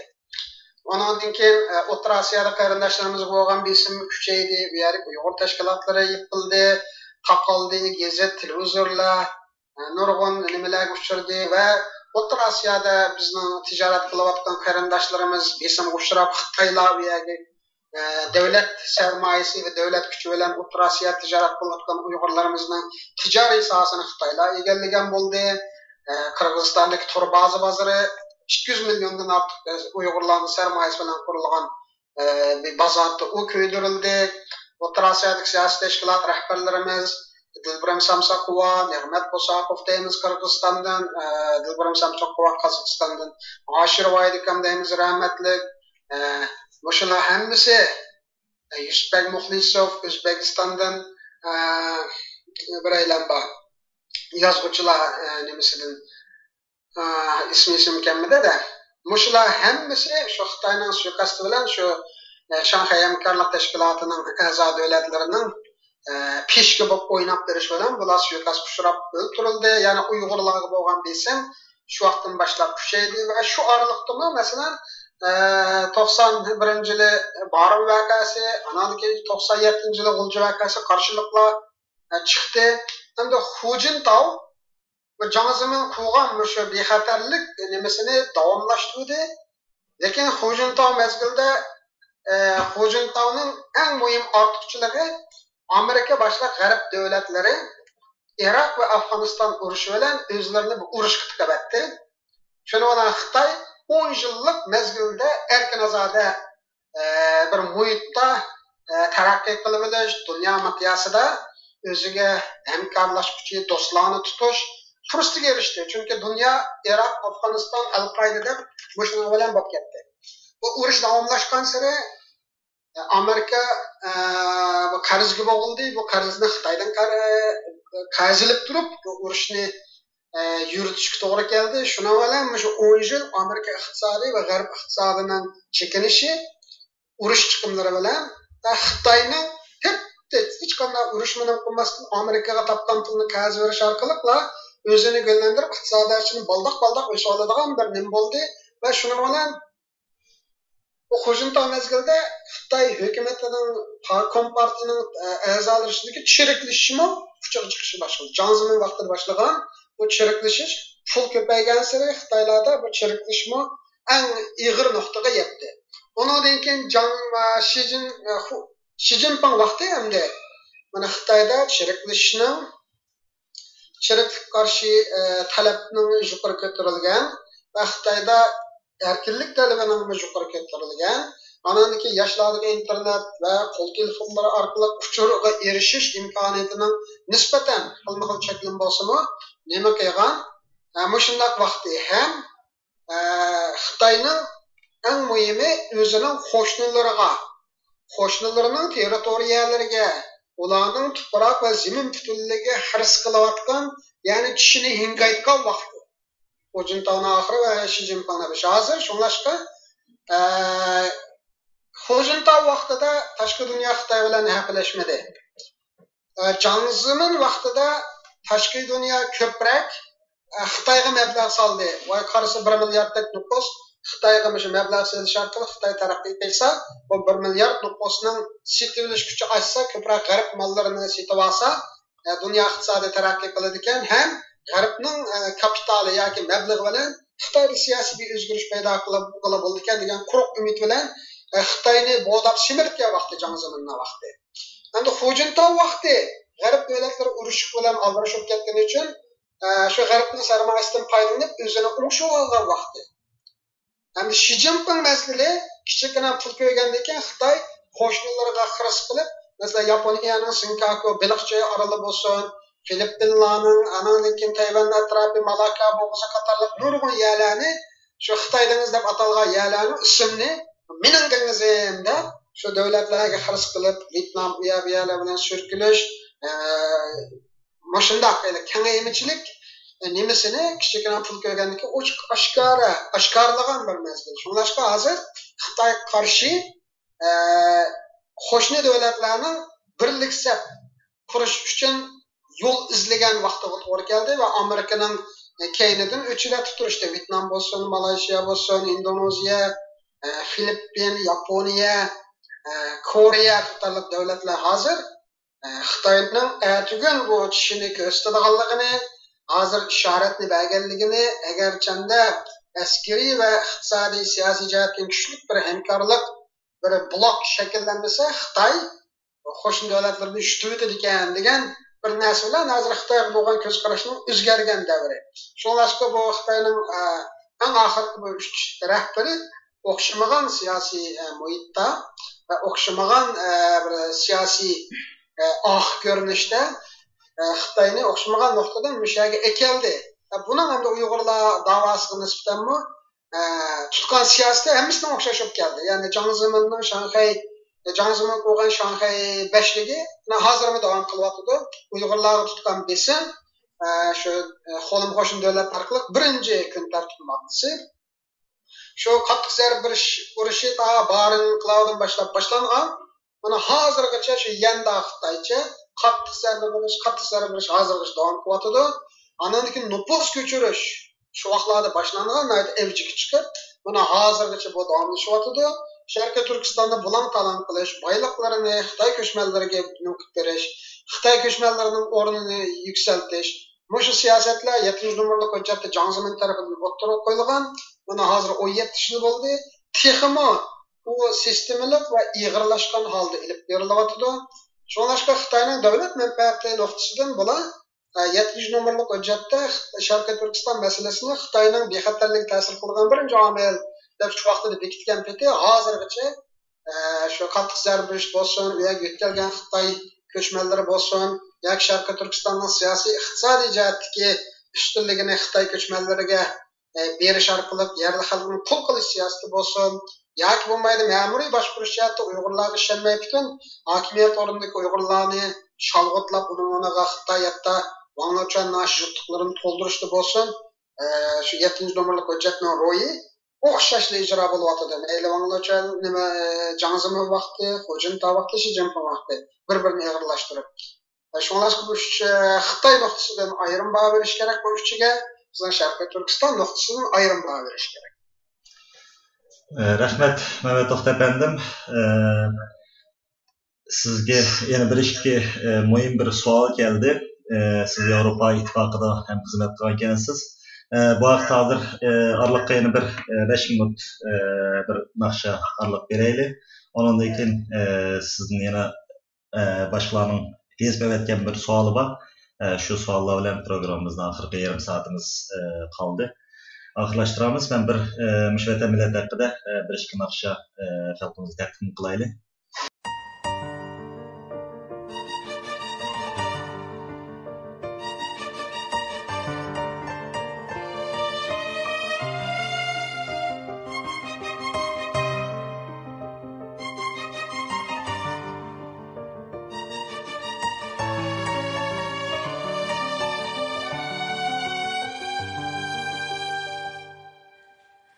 Boshi yigit tazmayla shukrona ayt, seni guldek erkalagan chaman uchun osmonlarda yurgan bo'lsang tuproqqa qayt.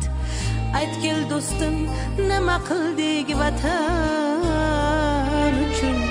Ko'zi qora, yuragi oq shu el uchun, tuproq uchun, shu yurt uchun, chaman uchun.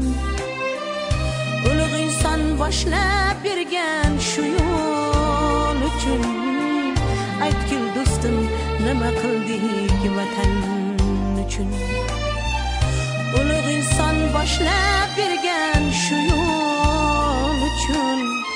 Aytgil do'stim, nima qildik vatan uchun?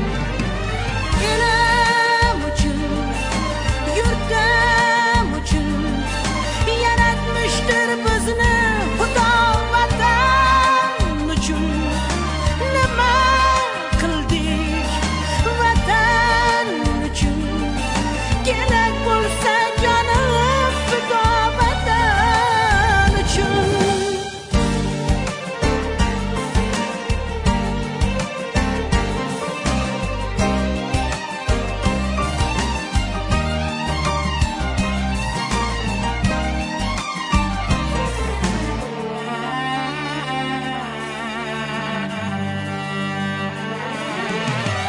Qachongacha qorning o'ylab o'tadirsan? Qachongacha ko'kdan jalpak kutadirsan? Axir vatan bitta, sen ham bittadirsan. Aytgil do'stim, nima qildik vatan uchun? Buncha bino qo'ymang zarrin choponlarga, saratonda yaproq bo'lgin dehqonlarga, suyangali tayoq bo'lgin cho'ponlarga. Aytgil do'stim, nima qildik vatan uchun? Aytgil do'stim, nima qildik vatan uchun? Elim uchun, yurtim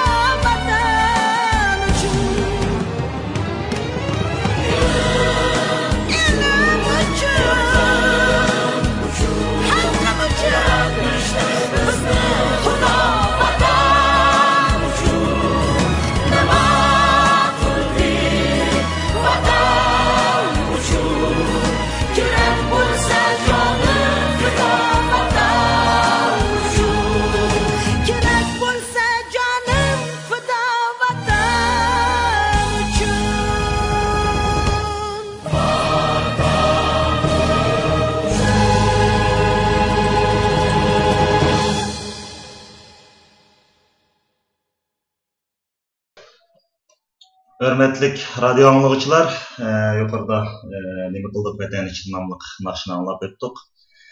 Söhbətimizni yana davamlaşdıraylik.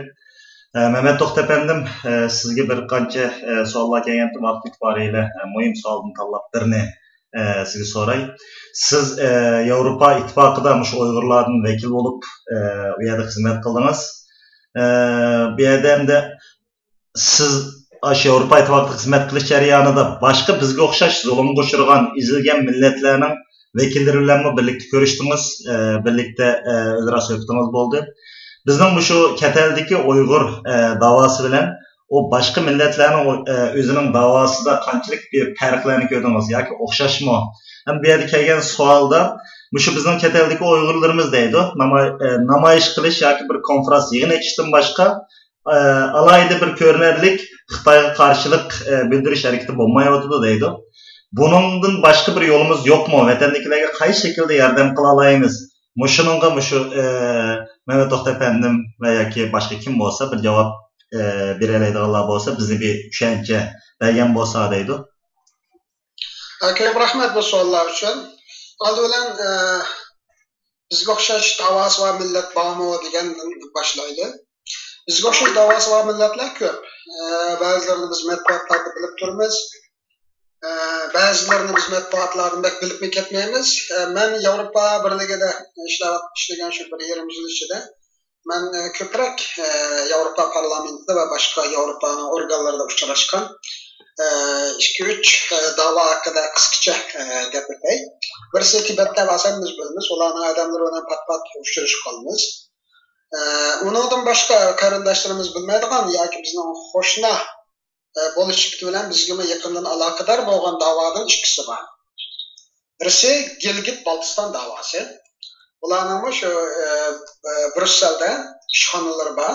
Bu Gilgit Baltiston deganimiz hozirgi shu Pokistonning Kashmir va Kashmirdan keyingi bizning Qashqarga Toshqo'rg'on tutash Gilgit rayoni va tuvanga sangilgan shu Pokistonning bunun rayonida bitgan rayon. Bular boshqa bir millat, ya'ni Pokistonliklarga o'xshamaydi. Bularning shu qonuniy o'rnimi Pokistonda davlat raisi o'zgarish bilan bularning qonuniy o'rni o'zgarib deganda bularning bu yerda ko'p tabiiy boyliklar bor. Bularning ilk berayotgan davosi var Gilgit Baltistonda. Yana birisi Azad Kashmirda Kashmirliklarning ayrim davosi var. Bu Kashmirliklarning davosining asosliq nimasi nishoni. Çünkü Kashmir hozir ikkiga bo'lindi. Bir qismi Pokiston tarafidan kontrol qilinadi, bir qismi Hindiston tarafidan kontrol qilinadi. Pokiston tarafidan kontrol qilingan Kashmir Pokistonning do'mbig'ini chaladi yoki yashadimi qo'rchoq odamlarni Pokiston hukumati o'z tarbiyalarini qilib askar orqali kontrol qiladi. Hindiston tarafini Hindiston shunday qildi. Lekin yana bir kuch bor bu yerda. Pokiston va Hindistonning ishg'olidan bu Kashmirni qutuldirib, Kashmir o'zi mustaqil bir qurum bo'lib yoki davlat bo'lib o'zining mavjudligini saqlash kerak deb mushaqqat berayotgan bir da'vo bor. Buni Azad Kashmir deb ataydi yoki Jammu Kashmir deb ataydi. Bu shu da'volar hali bakkaliq nim bo'lmasa hamda mengayotgan da'volar. Bunun ikkisini tilga olishimning sababi har ikkisi biz bilan munosabatli, chunki Xitoy hukumati shu keyingi 5-10 yilda ya'ni yo'l yasash, bu qilish degandek bahona bilan Gilgit Baltistonga 20 mingdak Xitoy askarlarini yo'l ishchisi degan bahona bilan kirgizdi. Bu yerda nurg'un boylik nimalar va Xitoy u yerga rasmiy savatidi va bizning shu qarab Xonjarab yo'limi shu rayondan o'tadi. Shunlashqa Xitoy shu talash tortishdagi rayonga Xitoy besim qilib, ertaga Pokistonning beshini og'irtishi mumkin. Bu bizga qo'shni o'g'achqa bevosita munosabat va ikkinchidan Gilgitda kelajak Uyg'ur aholisida tarixdan buyon bizning Jipek yo'li savdo-sotiqimiz shu rayon orqali Kashmir orqali bo'lgan. Yana birisi Kashmir voqeasi. Bu yerdami o'sha tigi Qashqarlik bo'lgan, hatto familiyasini Qashqari deb atalgan odamlar yamanchi. Bu Amerikaning burungi Maliya ministri yordamchisi vaqtda Neil Qashqari degan. Shumi Kashmirlik adam. Bu Kashmirda bizning ota-bobolarimiz Kashmirning nimasi jipiga u bodab va Kashmirdan chiqqan har xil nimalarni o'sha uy boyumlarını o'sha Xitoylar besib kirishdan burun bizning chegara bilan bo'lgan aloqamiz shu Kashmir orqali bo'lgandan keyin madaniyat va savdo aloqamiz kuchli bo'lgan va ba'dikellarni shu o'ltiraqlashib qolgan Uyg'urlarmichi. Hamda eng muhim jihatdan bu tog' ustiga qurilgan bir rayonlar bo'lg'achqa Xitoy hukumati bu yerga o'zining askarlarini chiqaryapti. Unda bo'lganda bizning Sharqiy Turkistonga bo'lgan qamolligi tizgini texmi ching bo'ladi. Shunlashqa bu ikki da'vomiz bilan munosabatli bo'lg'achqa ularning ba'zi faoliyatlarga men qatnashgan Yevropadagi vaqtimda buni qisqacha aytib o'tay. Bu cho'ng bir tema bu. Endi keyingi masala Uyg'urlarning namoyish qilish, konferans o'tkazishdan va yig'in o'tkazishdan boshqa faoliyati bormi deb. Aslida Uyg'ur davosining hamda bu namoyish qilish, konferans o'tkazish, yig'in o'tkazish eng to'g'ri darajali faoliyati, eng muhim faoliyati boshqalar bo'lishi kerak. Hozir hamda bu yerda xilma-xil omil bor, iqtisodiy omil bor, odam kuchi omili bor. Bu davoni loyiq bilan ilib bag'dak chomdiki va shundoq bir safodagi insonlarimizning ozliq omili bor. Xilma-xil omillar bilan muhim deb qaralgan ishni qilolmay biz hozir. Shu eng tuban darajada bir tashkilot qurgan eng tuban darajadagi o'lchamdagi ishlarni biz qilyapmiz. Masalan, yilda bir qancha qitim namoyish bo'ldi. Bu tanqid qilarimni oshkor bir qancha qitim o'tirib qo'ydim. Ya'ni qurultaylik baxtlarning ba'zi xilma-xil nimalarda qurultay rahbarlarining meni bu tanqidimda xabari bor. Ya'ni 7-ayning 5-kuni namoyish bo'ldi. 10-ayning 1-kuni motam kuni namoyish bo'ldi. Andan keyin bizning Cumhuriyet kunida bir faoliyatlar bo'ldi. Qurbon hayit, ro'za hayit faoliyati bo'ldi. Yangi yil faoliyati bo'ldi, Navro'z faoliyati bo'ldi. Bari voqeasi haqida asosan namoyish bo'lmaydi, lekin G'ulji voqeasi haqida namoyish bo'ldi. Degandek, ya'ni bir qancha xil namoyish, 4-5 ta namoyish yilda. Andan keyin bir qatam Uyg'ur rahbarlarini tarbiyalash kursi.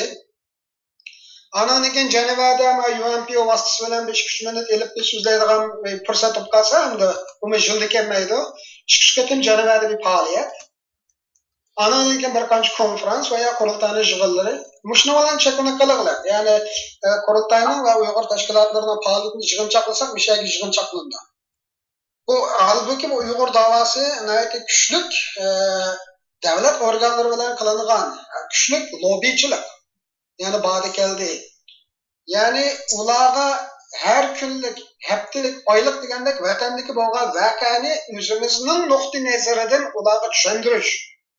Ya'ni bu nihoyatda uzluksizlik talab qilgan va ilmiylik talab qilgan, chidam talab qilgan bir da'vo. Shu chetaldagi da'voni masalan men eng ya'ni yaratib yamamas qilyotdi degan bir odam emas, qiynalishib qilyotdi. Kanada Uyg'ur jamiyatining raisi. Hatto chiqishda Montrealdan Ottawaga boradi. Kanadaning siyosiy poytaxti Ottawa. Vatanda har qanday nima bo'lib qolsa tashqi ishlar bilan nima qilib kun deganda shunday qilib turdi. Anadolu hukumat bilan munosabatimiz yaxshi xalqqa vaqtida ministr organlari kirib ko'rishaligidek keldi hozir. Erinmaydi.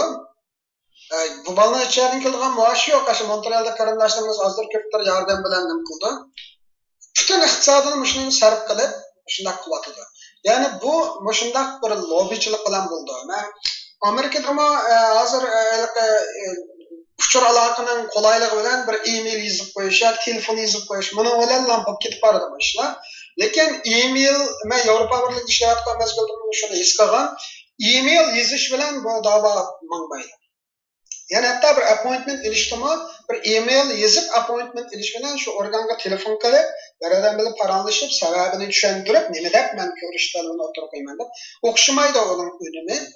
Shunlashqa bu da'voda mencha markazlashgan nuqtalar tashkilot sifatida texmo nuqtalar kerak. Ya'ni bu Sharqiy Turkiston davosining umumiy ust qurilmasi. Masalan, Erkin Akram do'stimiz bayonida, ya'ni Xitoy ko'chmanlarini biz nima deb qaraymiz? Ya'ni shu odami deb qaramdik yoki siyosiy ko'chman deb qaramdik. Buni aniq qilmish. Ya'ni Sharqiy Turkistonning tugun masalan Qrimdagi ovoz berish orqali saylan natijasi e'lon qilib, hozir Rossiyaga bog'landi. Ya'ni bunday aytganda o'z taqdirini o'zi belgilagan bo'ldi. Ya'ni Qrimning asli egallari bo'lgan tatarlar 15%, ruslar 40% va 60%, ukrainaliklar 10% bo'lib, ko'chman ruslarning ovozi bilan Kırımның asli ilgilere Tatarlar bir yerde kılıp, köçmen Stalin tarafında yütkeptiğinden Ruslarning ovozi bilan bugun Qrim Rus qudog'iga ketdi. Ya bu bir muhim bir ahvol. Ya'ni Uyg'urlarning hozirgi tashkilotlarning butun nizomnomasida o'z taqdirini o'zi belgilashda pizliq bunda to'xtatdi. O'z taqdirini o'zimiz belgilaymiz dedik-da. Ko'p Xitoy kelar o'z taqdirini o'zi belgiladi desa, ayada Xitoy ko'chmanlarini qanday qilamiz? Buning tuqqan nimamiz qanday? Ya'ni mustaqil bir Sharqiy Turkiston bo'lgan taqdirda uning bir asos qonun loyihasi qanday bo'ladi?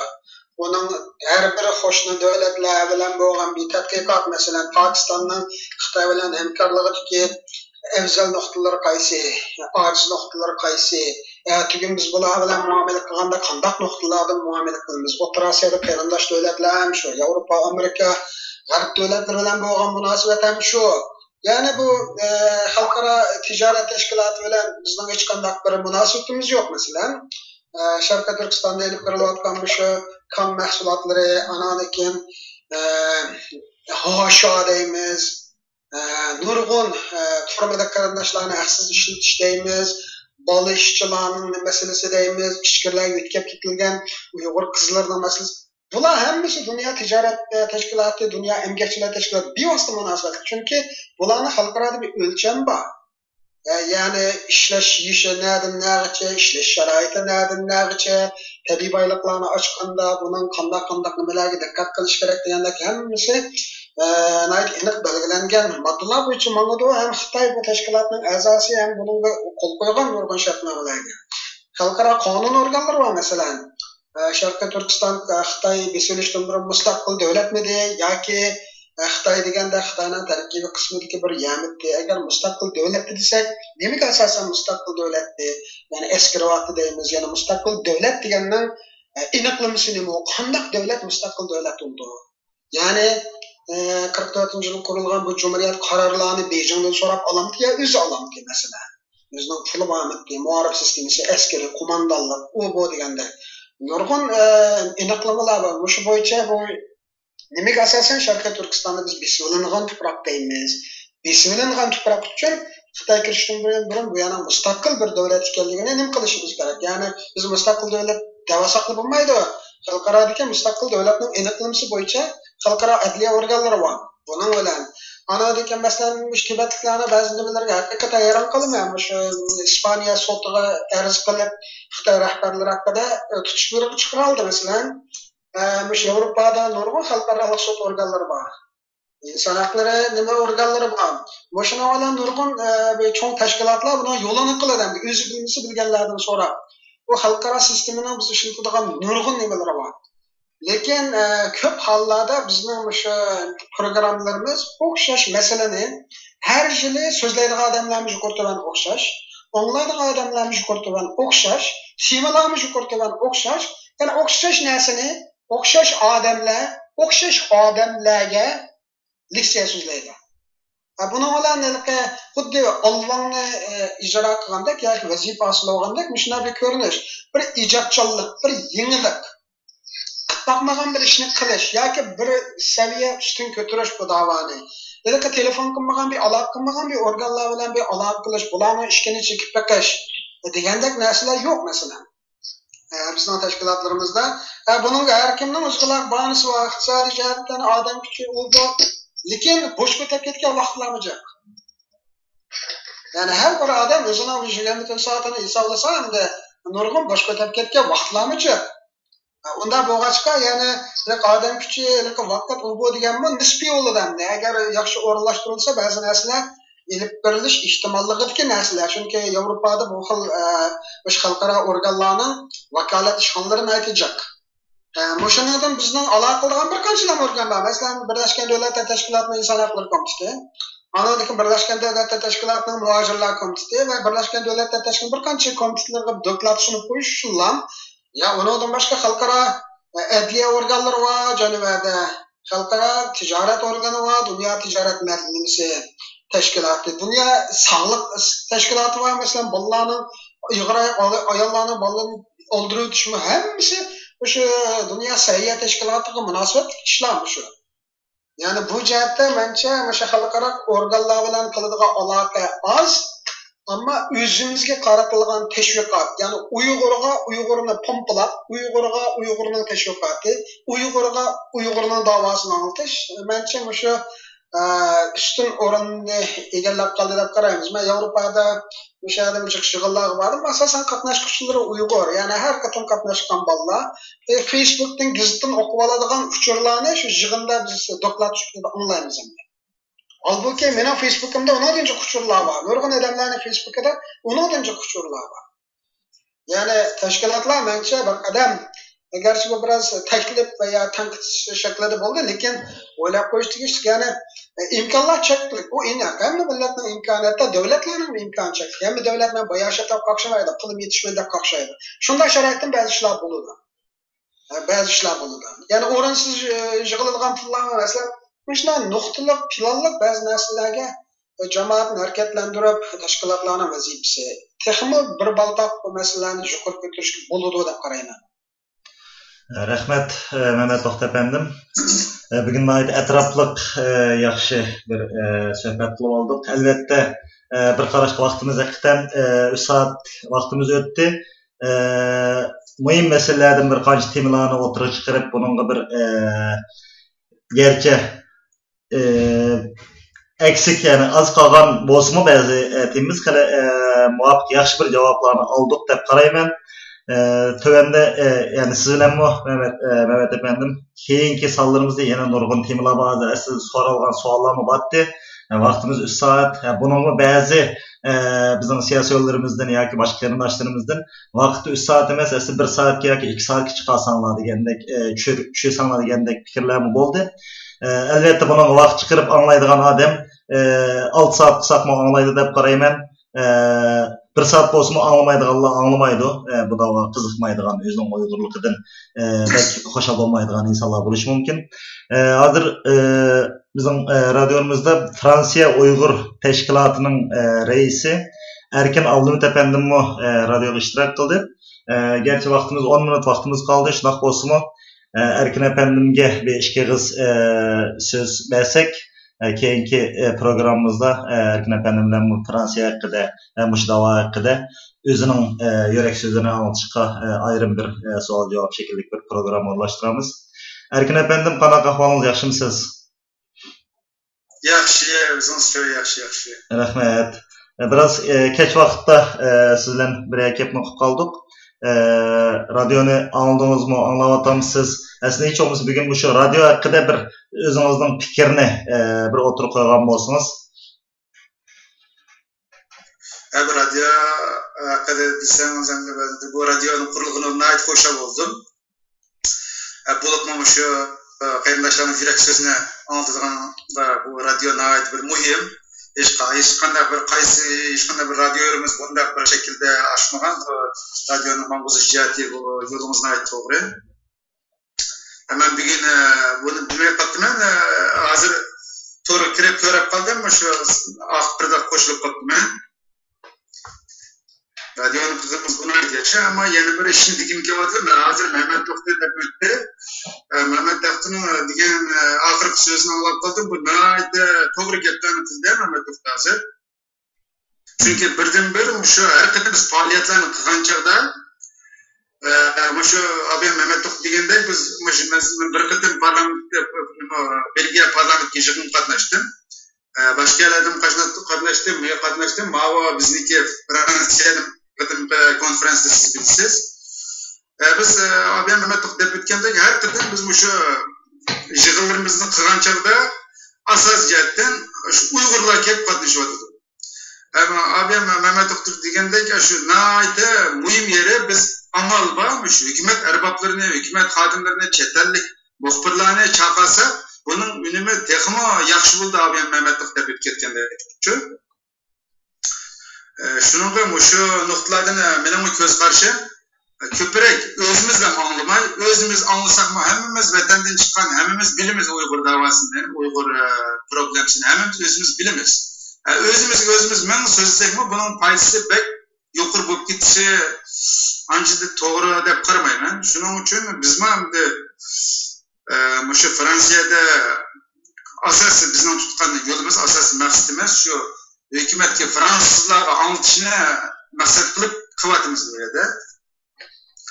Şunu ma radyomu bu hem de sizin yeni gapni qaytib özümüz kelsek radyonun kızınımız ama şu qarindoshlarimiz bir her birisinin pilavları, her birisinin şu özümüzün fikirlerini koyup sözleşip olduğun bir sahne hazırlap berganimiz bu iş nəhayət bir xoş alınarlıq bir iş oldu deb o'ylayman. Rahmet sizge. İnşallah keyinki sallarımızda Erkin efendim sizle bunlar etraflı şekilde bir sohbet kılış planımız var. Mehmet Toht efendim vaktimiz yani toplamda yine bir 10 minut vaktimiz varken ahırda karindaşlarımızga bu şu sohbetini ahırlaştırış məqsədi bir yığıncaqlap bir söz qıtaygen bolsunuz. Şunun bilan programımızı ahırlaştırsak. Köp rahmet. Benim ahırda dediğim Uyghur halkı tarihte bugünkidek egri to'qayliqlarni xilma-xil darajada beshini o'tkazib kelgan. Yana hayotda qolgan, bu davosi o'lmagan, bu vatani tashlanmagan, o'zining milliy kimligi asti bo'lsinmi, qiyin bo'lsinmi, davomlashib ta bugunlargacha kelgan. Bugün xalqimizning beshida haqiqatan ig'ir kun bor. Tarixda silish to'g'ri bo'lmagan darajada ig'ir bir kun bor. Çünkü burunki besimler hoşnulardan kelgan bo'lsa, hozirgi besimler jamiyatning o'zida, yani soni bo'lgan sari ish berayotgan hokimiyat tarafidan butun kuch bilan qo'llanilgan Xitoy nüfusi ko'chmanlarining tahdidi. Bu yashash sohasini tahdid qiladi, ularning tirikchiligini tahdid qiladi, diniy e'tiqodi, milliy urf-odati, madaniyati hamma narsani tahdid qilyotdi. Moşundak şarayette hem de Uygurlarga en mühim bo'lgan narsa birlik, ittifaqlik, inaqlik, o'rtaqlik, hamkorlik, bir-biriga kuyunish, birining g'alabasiga tang xo'shal bo'lish, birining qayg'usiga tang qayg'urish. Nima qilsak, nima etsak, taroziga o'zimizning manfaatini emas, millatning manfaatini qo'yish. Millatning manfaati nerede ig'ir kelsa, o'zimizningini qarab qo'yib, shu millatning manfaatiga bo'ysunib, shu bo'yicha edib berish, ya'ni fidokorlik qilish. Bu shu ismi hislatlar tarixdan buyon bizga ota-bobolarimizdan meros qolgan. Tarix fidokorlik natijasida yaratiladi. Agar fidokorlik qilinmasa, tariximizni boshqalar yaratadi. Bugün vatanda o'zining hayotini shahid berayotganlar fidokorlikning eng ustun saviyasidagini qilyotdi. Biz bularga duo qilamiz. Cenab-ı Allah makonlarini jannat qilsin. Tul qolgan xonimlarning, yetim qolgan sabiyalarning Xudoning ko'ngliga insof bersin, chidam bersin, sabr toqat tilayman. Mushundaq sharoitda biz yo'qotmaydigan ve esimizde çan tutulan narsa ümit. Yani ümitten ayrılmasligimiz gerek. Kecha har qanday uzun bo'lsin tamatıdı deydigan bir reallik bor. Uyg'ur xalqi bu qiyin kunlarni Xudoyim bo'lsa o'zining aql farosati bilan vatan ichi va vatan sirtidagi yoshlarning o'rtaq tirishchanligi bilan Allohning nusrati bilan yengib chiqadiganligiga men to'liq ishonaman. Vatan ichida qanday fidokorlik bo'layotgan bo'lsa, vatan sirtidagi tashkilotlarimiz, faoliyatchilarimiz o'xshash fidokorliklarni qilyotdi, garchi darajasi o'xshash bo'lmasimi. Shunday bir bosqichni ta'kid qilamiz, Uyg'ur xalqining do'stidan dushmani ko'p. Qo'shnilari hammasi yaramas, qarindoshlari vafosiz. Özümüzün işçidimi andamanda fikir ayrılıkları ve bölünüşlük ahvalları mevcut. Lakin halkımız şu birlik ittifaqlıqni oylaganda çoğun cihatdan oylash kerak. Yani bayrağımның bir bo'lgani meni birlik keltiradigan omilning birisi. Vatanimning Sharqiy Turkistonligi meni birlik keltiradigan omilning birisi. Vatan davosining davomlash kerakligi bo'lgan ishonch bu bizni birlik keltiradigan omilning birisi. Millatimizning Uyg'ur ekanligi bizni birlik keltiradigan omilning birisi. Mush 4 omil butun Uyg'ur xalqini birlik keltiradi. Agar bu 4 omilni qabul qilmaganlar zaten Uyg'ur bo'lsin, bo'lmasin, uning bir ahamiyati yo'q. Bir-birimizning hayot shakli xilma-xil bo'lishi mumkin. Diniy e'tiqodi so'z veya qo'yoq kuchlik va ojiz bo'lishi mumkin. Turmush odatlari xilma-xil bo'lishi mumkin. Siyosiy ko'z qarashlari har xil bo'lishi mumkin. Ba'zilar Uyg'ur davosi bunday yo'l bilan texnik oson hal bo'ladi deyish mumkin. Ba'zilar andiq yo'l bilan deyish mumkin. Lekin bu fikr ayrimchiligiga qaragan bilan bu birlikimizni buzadigan omil bo'lolmaydi. Chunki bizning birlikimiz men yuqori degandek bayroq, vatan, millat, davo. Shu 4 nuqtada birlik kelganlar, shu birlikka millatning birlik kelishi hisoblanadi. Qolgan u uning bilan piknik qildi, bu buning bilan o'tirish qildi, u uning bilan bog'da keldi qilib, bu bizning nimamizni belgilamaydi. Hamma odamning o'zining yashash muhiti va nimasi bor. Shuningdek qarindoshlar uchun vaziyat qarashi, jamiyatga o'xshash kishilar bilan umidsizlanmasligi, Uyg'ur xalqining bu shunday parlaq kunlarga erishadiganligi bo'lgan ishonchni hargiz yo'qotmaslik kerak. Pakistanning davlatining qurg'uvchilaridan Muhammad Ali Jinnahni bir aytgan. Sen mush altında qandaq Pakistan davlatini qurasan deb bir savollar bo'lganda, Pakistan davlati har bir Pokistonlikning yuragida qurildi degan. Ya'ni Sharqiy Turkiston davlati har bir Uyg'urning yuragida old bilan yuragida qurilishi kerak. Yuragida bog' bo'lsa, anadagi amalga oshadi. Yuragida qurilmagan bo'lsa, bu e'tiqod shakllanmagan bo'lsa, undan bir narsa kutgan bo'lmaydi. Shunlashqa meni bir ojizona tavsiyam, cho'ng masalalarga qarash kerak. Kichik ishlar qarab, umumiy vaziyatga baho berib, umidsizlanmaslik kerak. Qarindoshlarimizga umid tavsiya qilaman, sabr tavsiya qilaman, ittifoqlik, birlik tavsiya qilaman. Rahmet Mehmet To'xta efendim, bugün etraflık şekilde şu vatan davası hakkında özünüzün yürekdeki sözlerinizni halkımızga dep o'tdingiz. İnşallah sizin bunun keyingi hizmetleriniz muhtemelen utuqliq bo'lg'ay. Keyingi vaqtlarda yana siz bilan ma'lum temalar haqida yana ko'rishguncha omon bo'ling. Ko'p rahmat, sizlarga salom, ko'rishguncha. Erkin efendim, siz bilan bu kelar qitimliq programmamizda ayrim ko'rishguncha siz omon bo'lg'aysiz. Hammanglarga Alloh salomatlik bersin. Alayhissalom. Rahmat. Hörmətli radio anlıqçılar, şunla bugünkü programımızın ahırına yetib geldik. Aziz qarindoshlar, her haftanın yakshanba günü Türkiye vakti saat 16'dan 19 bo'lgan aralıqda 3 saat naq meydandan anlatış beriyotimiz. Bunun qarta teklif fikirlarini her zaman uygurradio.com adresiga kirib, u yerdagi email va yoki Skype, Facebook, Twitter orqali bizga yetkazsanglar bo'ladi. İşinlardaki yürek sözünlerini halkımız bilen birlikte ortaklaşsanlar. Radyonun vaktini uzun kısqılık hakkında ben mümkün olsa, texmi uzun olsa degan ümiddiman. Elbette siyasi temalar 200 saat olsa mı qolgan vaqtning o'zida yana Uyg'ur madaniyati haqida naqshi muzikalar bo'lishi mumkin, ovozli asarlar taqtilishi mumkin, radiolar taqtilishi mumkin. Ama bu vatan davası yalğız bir insanın qilib tugalaydigan davası emas. Men yalğız şekillik bu radioni hozir bir boshqarishtirayapman. Men bir kasbi jurnalist emas, axborot kasbida o'qimagan. Shunda bo'lsa-mu, qo'limizdan kelishga eng yaxshisini, xizmatning eng yaxshisini qilishga tirishayapman. Bununla ketalda axborot kasbida o'qigan va yoki mushu kasblarda menni nihoyat yaxshi yetakchilik qila oladigan qarindoshlarımızın bağlılığına işinaman ve ko'rayapman. Şu bu qarindoshlarimiz mümkün bo'lsa, mushu Uyg'ur radiosini birlikte o'zimizning bir suhbat maydoniga aylantirib olsak, birlikte boshqarib, birlikte savollarni chiqarib, javoblarni berishkimi, qarindoshlarimiz o'tni kim tutsa, shuning qo'li kuydi deb azavval Mehmet To'xta efendim deb o'tdi.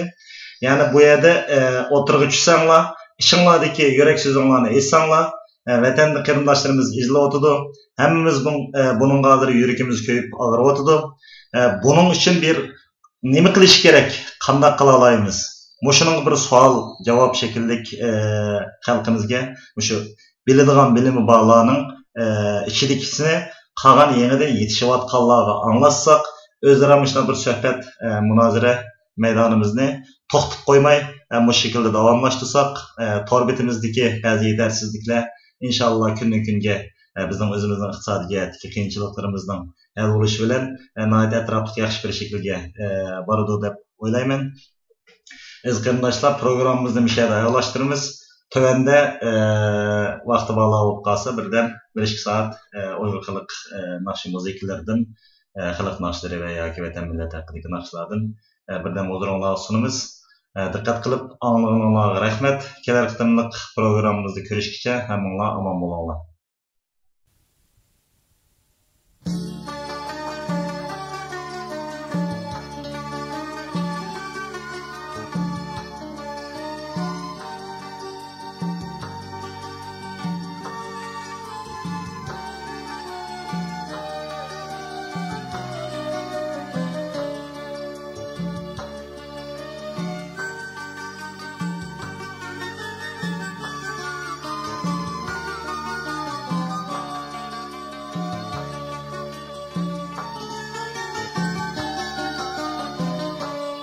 Ay aldında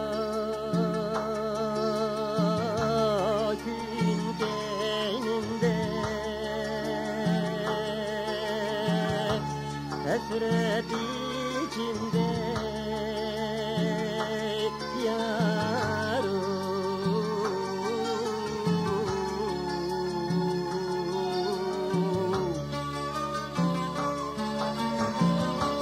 hasret içinde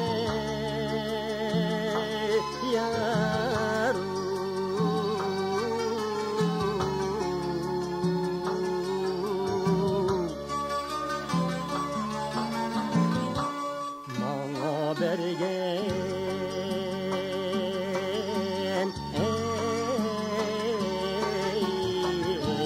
vay amanetli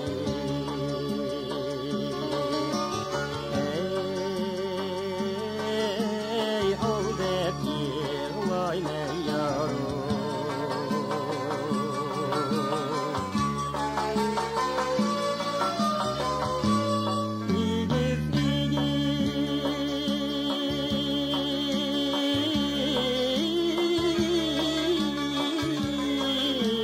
ataq başida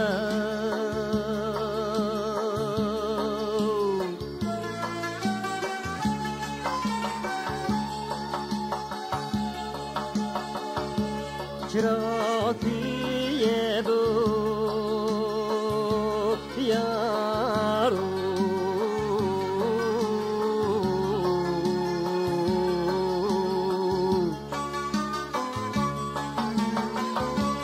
çırak yedu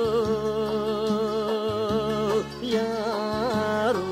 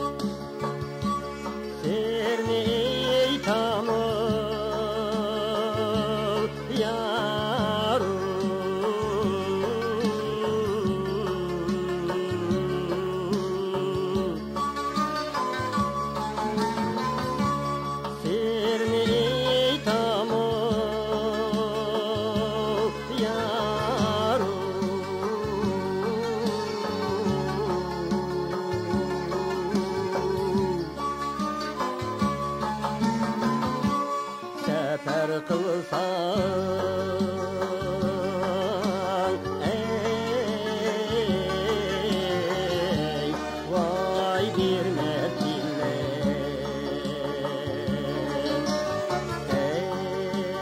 ey sefer kılgın yarum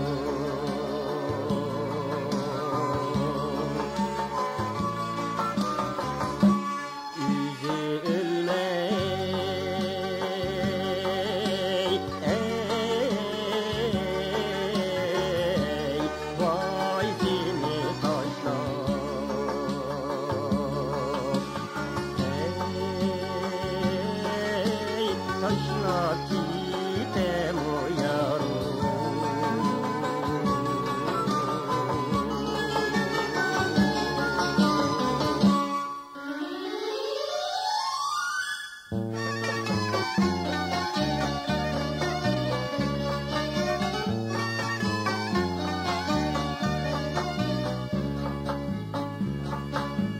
bir dani idim yarının tane buldum Dani idim yarının tane buldum Hepli uçum diye bigane buldum Bigane buldum İşlermen sana yarım yarım diyeysen İşlermen sana yarım yarım diyeysen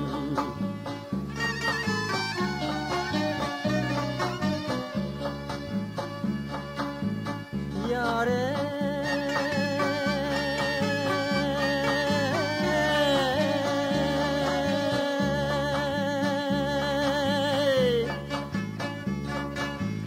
Sende kızıl değil her yayda bulmaz Sende kızıl değil her yayda bulmaz Her yayda bulsa yarım senince bulmaz Her yayda bulsa yavrey senince bulmaz Senince bulmaz İşlermen sana yarım yarım diyeysen İşlermen sana yarım yarım diyeysen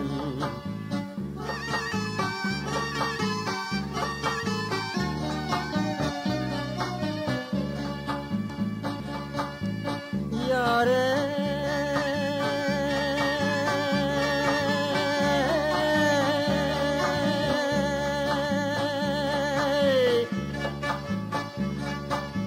bir dani idim dostlarımda ne buldum Aklı uçumdun yarım bigane buldum Sende kızıl gül yarey her yayda bulmaz Sende kızıl gül yarey her yayda bulmaz Her yayda bulsa yarım senince bulmaz Her yayda bulsa yarey senince bulmaz Senince bulmaz İşlermen sana yarım yarım diyeysen İşlermen sana yarım Yarım diyeysene